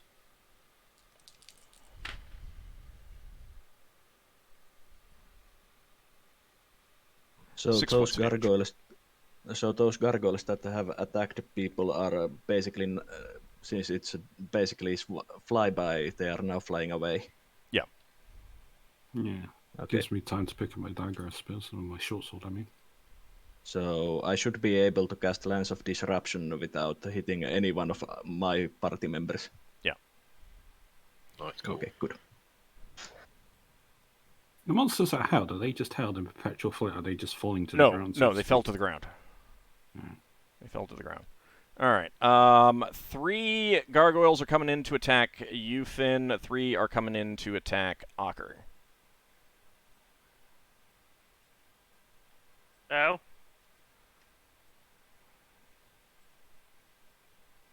All right. So let's see. First one on Ockar. Okay, critical fumble. It did get a critical hit, so I'm going to turn that into a single hit. For 1 point of damage. Second one, also critical fumble, so it loses its attack routine. And a third one is going to get a bite and a horn on you, Ockar, for 6 points of damage. Okay. And Finn, first one, what's your armor class? 3. Okay. That is going to be 3 hits. It gets you with its claws and its horns for the first one. That is going to be 6 damage. Second one attacks, and both of its claws tear at you for 2 points of damage. And the third one gets a bite and a horn for 3 points of damage. All right, Braxon, you got your attack already. Solas? I'm casting a Lance of Disruption, one of the gargoyles that is flying away. Okay. Let's say that I cast on the one that tried to attack Leva. All right. So. But Braxon gets 2 attacks per round. Yeah, that's at the end of the round. Oh, end of round. Sorry. Yeah. It does get saving throw. Okay. Saving throw versus spell is failed, so 25 points of damage. Mm-hmm. All right, so this one it swooped down. Lafdul stabbed it with his dagger, and it's going up into the air from the doorway. As it's passing by Solas, you intone the words of Lance of Disruption, and this concussive force comes out, slams into it, and it just explodes into stone shards. Yeah. And basically, there's huge bass vibration that hits it. Finn, your turn. Well, I was casting. I don't know if that's still happening. Yeah, that has been disrupted, and you lose the spell. Okay, then. So yeah, there's my turn. You can move if you want to instead, like if you wanted to duck down below decks. All right, well, I'll go move up here. Okay. Ockar, your turn. Okay. Then I'm going to go for this one and stab at him with my spear. Okay.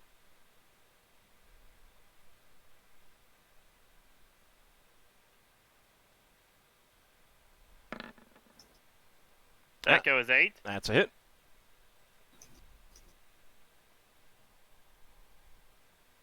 And they're medium creatures. Mm-hmm. So 11 points of damage on that one. And Behemoth will attack as well. All right.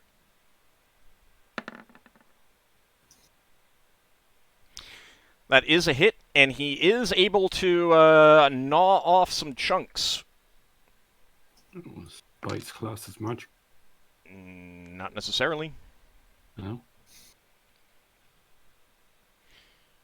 Creatures with certain hit dice can hit creatures that need certain levels of magic. Does it actually scale with Ockar then? It does not scale with Ockar. It's just a good...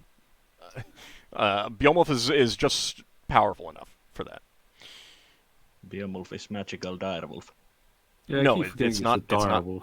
Magic. Yeah, it's the fact that he's a direwolf that does it. Lenelius, he is going to attack the one that is moving by him. I'm guessing Lenelius is racking up his scars again. And he did hit for 3 points of damage.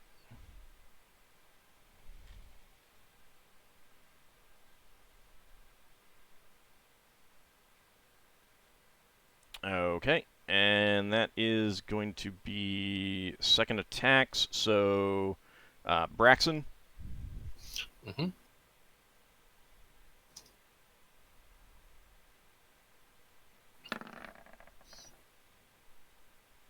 That's with the throw an axe. Yep.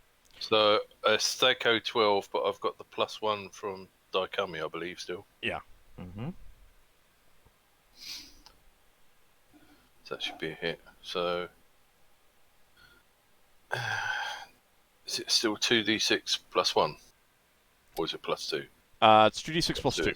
Yeah. Yeah, for the moment. Oh, look at that. Nice one. That's going to be against the one that's attacked Lenelius. Yeah, that's the only one left down here that's not held. Yeah. And your axe flies out of your hand, smashes into it, and it just shatters it into a couple large chunks that fall to the gravity plane. And Ockar does not get a second attack. Lenelius does not get a second. I get a second one next round. Right. Lenelius does not get a second attack. All right. So, initiative time. The gargoyles are... You can see... So they've made their attacks and they're moving out of range. So they're going to be out of range this round. But you can see them. You can see them depending on the range of your spells.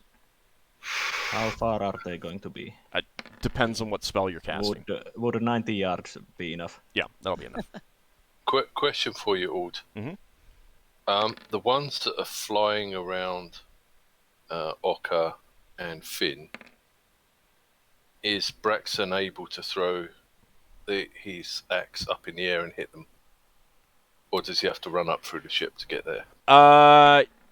In a round in which they're actually attacking those guys, you can. In a round in which they've moved off and they're wheeling around, you cannot. So you would need to be up there on that round. Yeah. So are they flying inwards or outwards? They're flying outwards, so they're going to be out of range this round. Now, Right. you can move up there. You have enough movement to get up to the upper deck and attack. No, so. I will move up there. I just thought. Right. No, what I'm saying is that do I actually need right, to? right. But Yeah. I do. Okay. Yeah. Yeah. You do need to move up there if you want to. Okay. Can I? You go. Sorry, I was just wondering if I can cast a spell and pick up a weapon. Or... No. Well, one or the other. Pick up my weapon. Okay. You can move after picking up the weapon. Yeah. Okay. I will. Should I use the axe as initiative for moving, or just do it? Yeah, because again, you can move up there and attack. Yeah. If one of them comes in, which they probably won't. No. You can move up there and attack. You just can't stay standing still down here and attack. Got ya. All right. I didn't think I'd get all the way up there, but never go. Never mind. It's not that far away. Yeah. Well... Nah, it's 2 flights of stairs and a ladder. Hang on. Come on. Oh, hang on. I can't get my token to... there we go.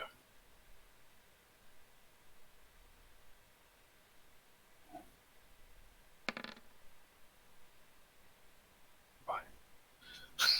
Okay. I don't know why, but my initiative didn't want to go. All right. Leva, you're up first. Yeah, she's using magic missiles. Okay. Are you hitting one, or let me actually move the gargoyles away because they're going to be already out of the range. She's going for one. I mean, but by now she's sort of seen how many hits they take, so she's going for one. All right. Is there a specific one that you want? You probably cannot easily tell from where you are which ones have been hit. Yes. I don't even... The reason why I ask is I don't actually know which ones I can see. You can see them all. I can see them all. Yeah. How about this one? Okay.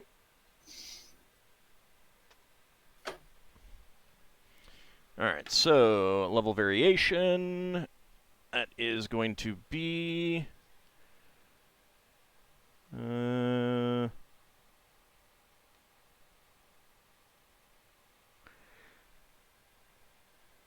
4 missiles. 4? Yep.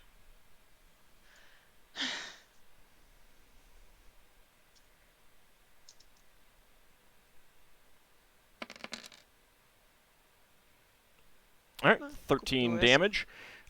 These missiles streak out of your fingers. They are not smaller like the last time. They slam into it and shatter the stone of the creature. Wow. Lafdul, your turn. Picks up his short sword and relocates over here. Over...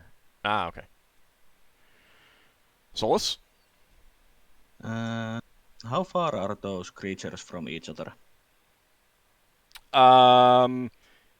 What's the area of effect that you want? 20 feet radius. You can get 2 of them. Okay, I reposition myself on the deck and cast Fireball. Okay. Nice. And try to hit the 2 of them. All right. I think we're not on the fly to Sutter. We'd all be dead. All right, so that's going to be these 2. Well, no, actually, Ockar, you would be fine. You're far enough away. And I would not be memorizing a Fireball for a phlogiston. Unless it's like the first day and you did it by accident. No. Right, I know better. Go ahead and roll for damage, please.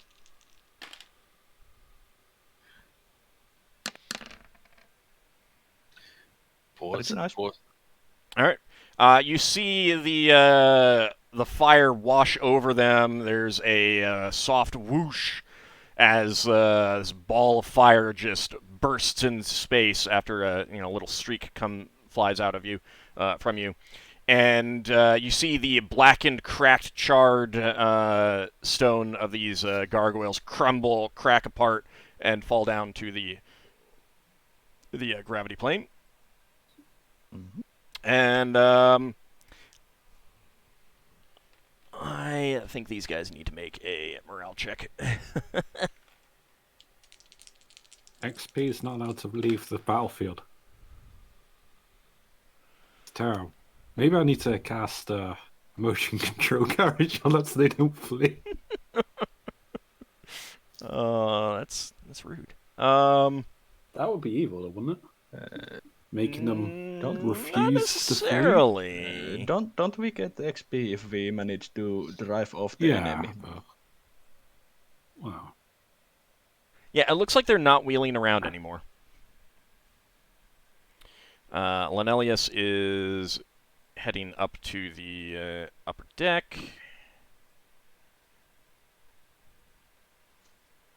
Braxon. Braxon goes barreling through all the people in room 4 and Solas shouts like one word per 5 foot square as he disappears up the stairs. Bring my weapon to the upper cargo deck. You mean you couldn't pick it up as you ran past it? Well, yeah. He said he's running. He's running. So he's running. Yeah. So boom, up he goes, and then like half sentence there, and then up here. You can just move yourself to where you end up. Okay, it's right. You can get out onto the deck and attack. Yep. So I think he'll just stay on one of these for now. Okay. Even though it's a bit awkward. No, it's fine. There's plenty of space. Yeah, I might put him there just to make it easier to target them. That's fine. He's gonna chuck the axe at that one. All right.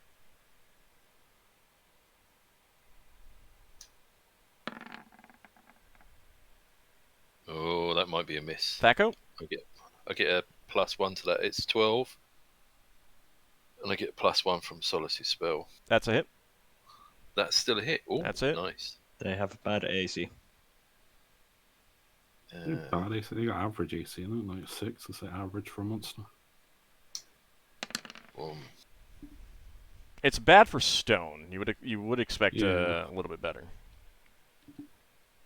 All right, 10 points of damage. You definitely leave a big mark in the stone hide of this creature.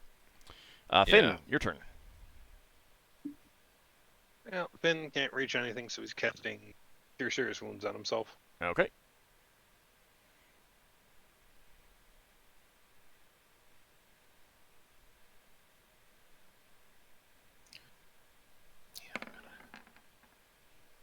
Oh, you mean Cure Moderate?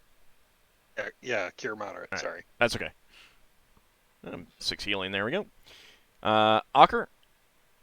Yeah? You doing anything? You can't reach them with your spear, so... It's going to be ready to attack them when they come in. Okay. You're heading out into space. Yeah, he's on one of the yeah, surveillance deck areas, but it's technically right there. It's fine. I've been considering redoing this map to put stuff together a little bit better, at least in the exterior decks. Yeah. Okay. So, but that takes time and effort. All right, Braxon, you're not getting a second attack this round? No, I got 2 attacks the last round. Okay. So it's 3 to 2, so it's 1 this round. Right. And then 2 the next round. If they don't run away. They are running away. They're definitely running away. Damn. Do any of the spellcasters, like, it's obvious that they're running away. They're heading towards the air envelope, the edge of the air envelope. Solas will not attack the running away monsters. Instead, he will rush to help the wounded. Okay. Trying to save crew members. Any of the crew members that hurt that badly, or? It'll take some time to check. Levad, are you going to let them go, or do you want to cast a spell at them?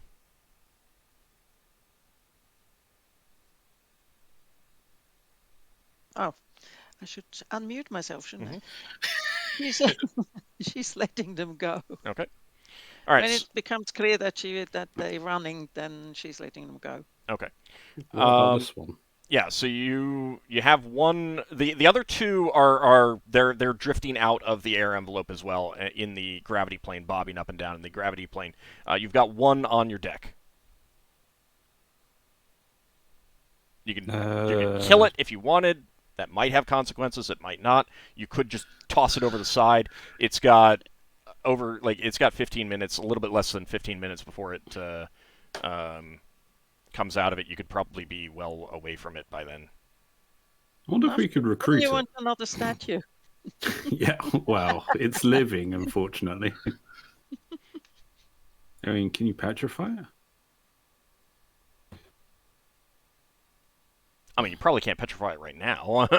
I mean, like it's gonna be on implications of the trying whole to tie it up. The whole monster is going to run out in 10-15 minutes, somewhere in there. So you don't have a whole lot of time there. I'm gonna tie it up. Okay. Grab some rope and just tie it up. What type of rope are you using? Whatever I can find. If not, then I'll have to use my silk rope. All right, just normal hemp rope that's around. Okay. Just gonna tie it up as much as I can, then like sit on it or something to weigh it down even further until other crewmen. You could bring it down to Red Njord for when they wake up. It might become friends with Red Njord.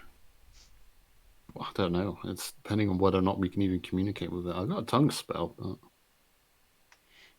Okay, let's who is going to be? All right, so Lafdul's busy with the gargoyle. Finn, do you have healing? No, just herbalism. Okay. All right, Solas, give me a healing check. Oh, you got the new healing herbs as well to try out. Okay. It looks like one crew member has died. Oh dear.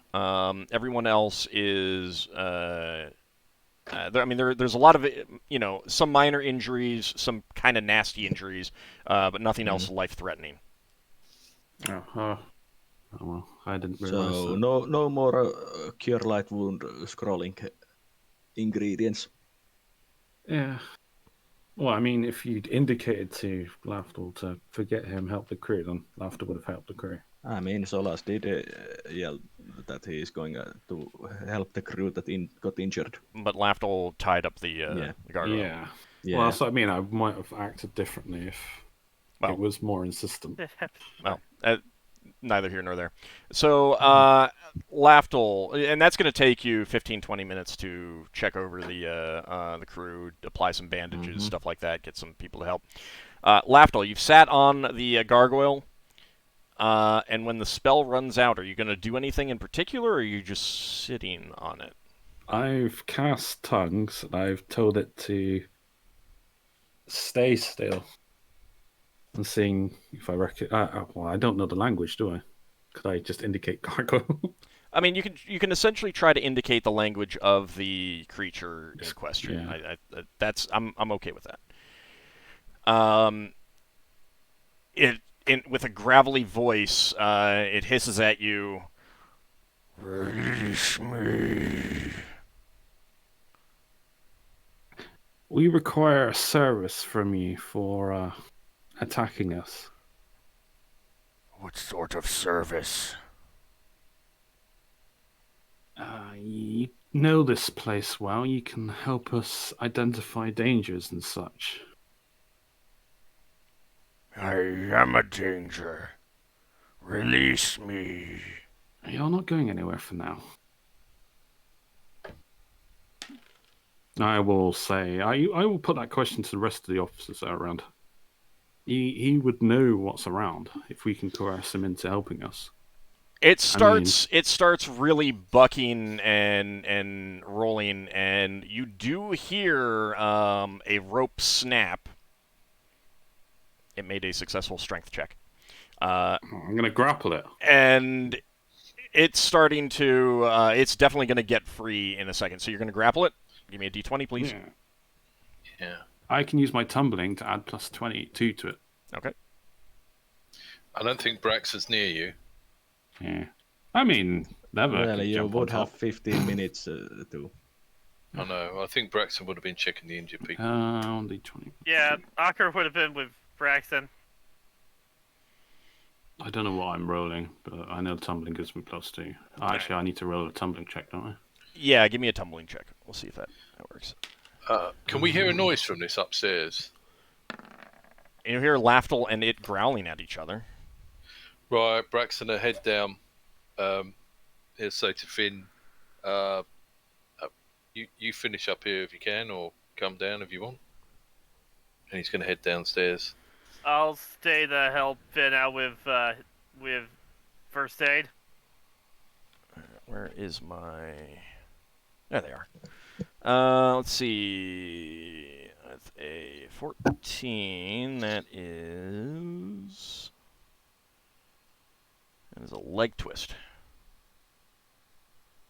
So you do 1 point of damage to it, Lafdul. I actually damaged it. Yeah.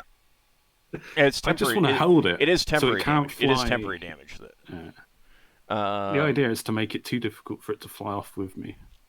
Yeah. So I'm like going for the wings or whatever. Yeah. But that also puts you in a position where you do not have your dexterity bonus, and it can try to claw, bite, and butt you with its horns. Do I not Can I get help? Doesn't the tumbling help with my armor class as well? No, because you were tumbling with the with it to help your grappling. Can Leva help him? I mean, she's just standing there. If you can think of how you can help, You're but overwhelming. they're like right now a 6 foot tall stone creature with big wings, nasty claws, teeth is grappling with. How tall are you, Lafdul?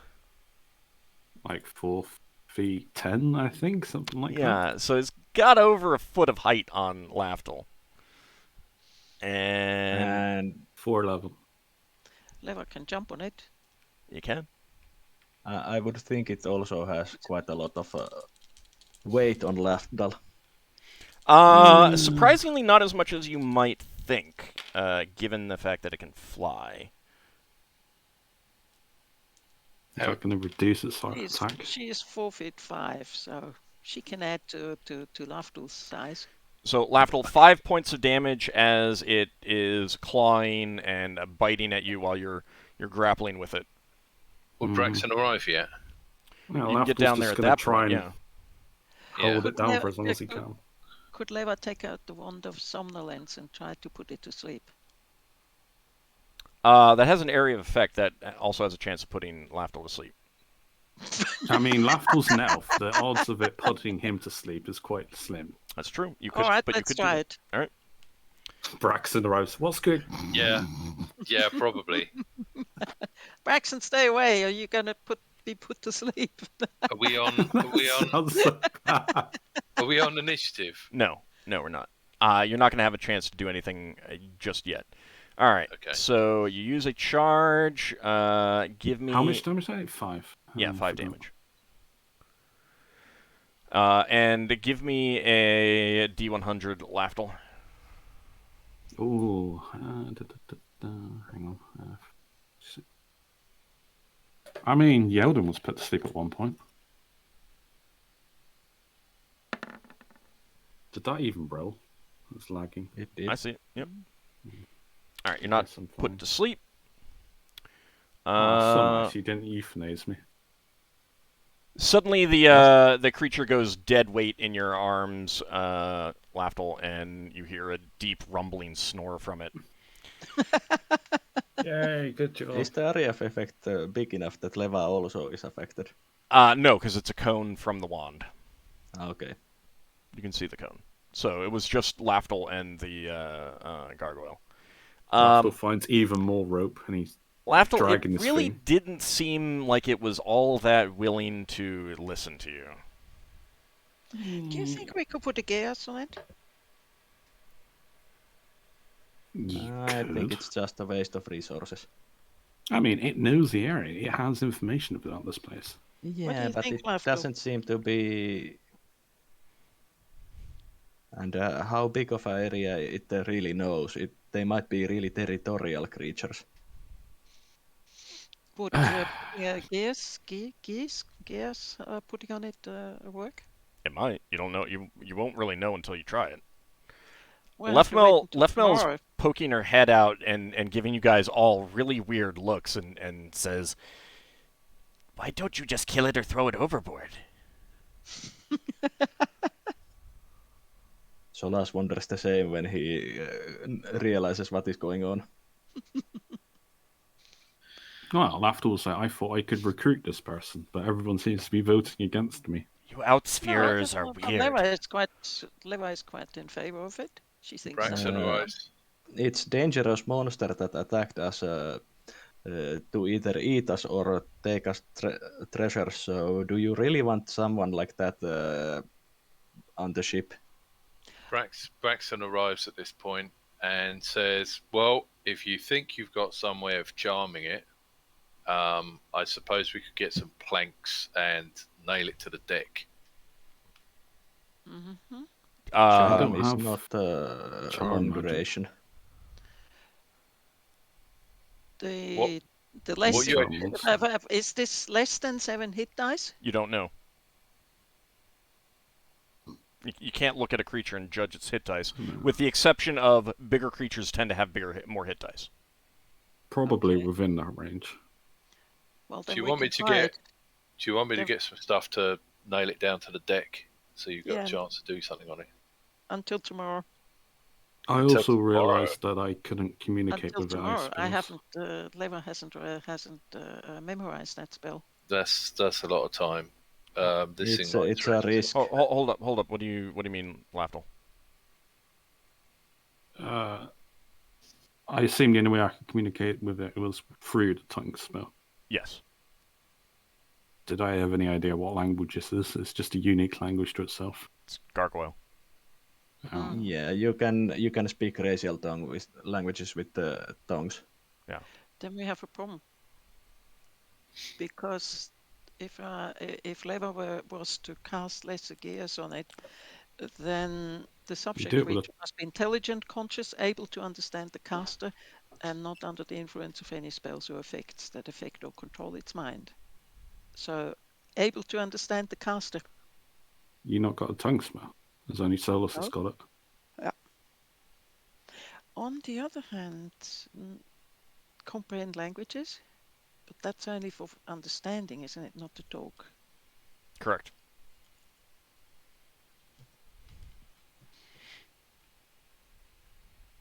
Do we have to deal with this now? Can we think about it? Yeah, you can think about it until next week, if you wanna take a little bit of time. Now, before we go, I want to check something with Braxon. What exactly do you mean by nail it to the deck? I mean, that's pretty. Don't forget it's stone. Because I'm picturing you Still nailing living. through its stony flesh. Fine. Is that what you meant? Braxon? If we got chains, you can put some chains around it. Sorry, I didn't realize it was muted. It's got wings, so I'm assuming that if we can flatten it out, if it's not got its wings wrapped up, that we can put a plank over each wing and attach the planks to the deck, maybe with some bits of wood in there so that we're not breaking the wings off. Oh, I see. Okay. And then that can assist with what Lafdul was trying to do with tying it up. All right. I'll give you until next got week to shape think about wood. that. I'll give you till next week to think about that. Well, that's my idea. Yeah, no, Otherwise, we I'm stick it in a right. cow I hole, understand. toss it overboard. I mean, like, let you guys discuss it, whether you actually want to go through with that or not, whether you know, that kind of thing. Like, Lafdul's already asked to have a week to think about this anyway, so Yeah. I just wanted to double check to make sure that you weren't talking about actually nails through its body. So, No. which is No, what because, it which is what it sounded like to me. That's why I wanted to. Yeah, double check that. Solas would have objected that. One question. Mhm. Is there still enough time that Leva could copy a spell out of a spell book? Oh, she doesn't have. It's okay. Disregard my question. She doesn't have anywhere to copy it to. Yeah, slight Even problem there.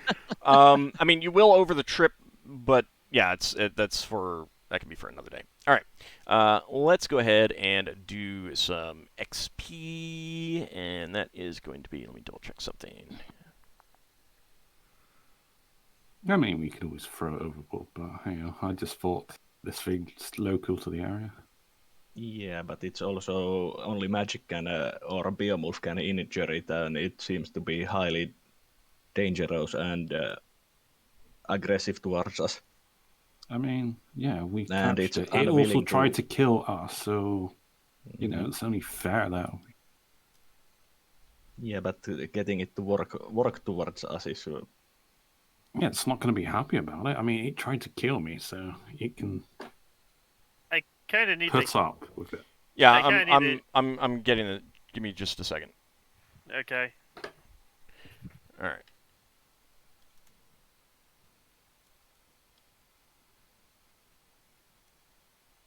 All right, that is going to be 1,170 XP each. Ockar and Braxon an extra 200.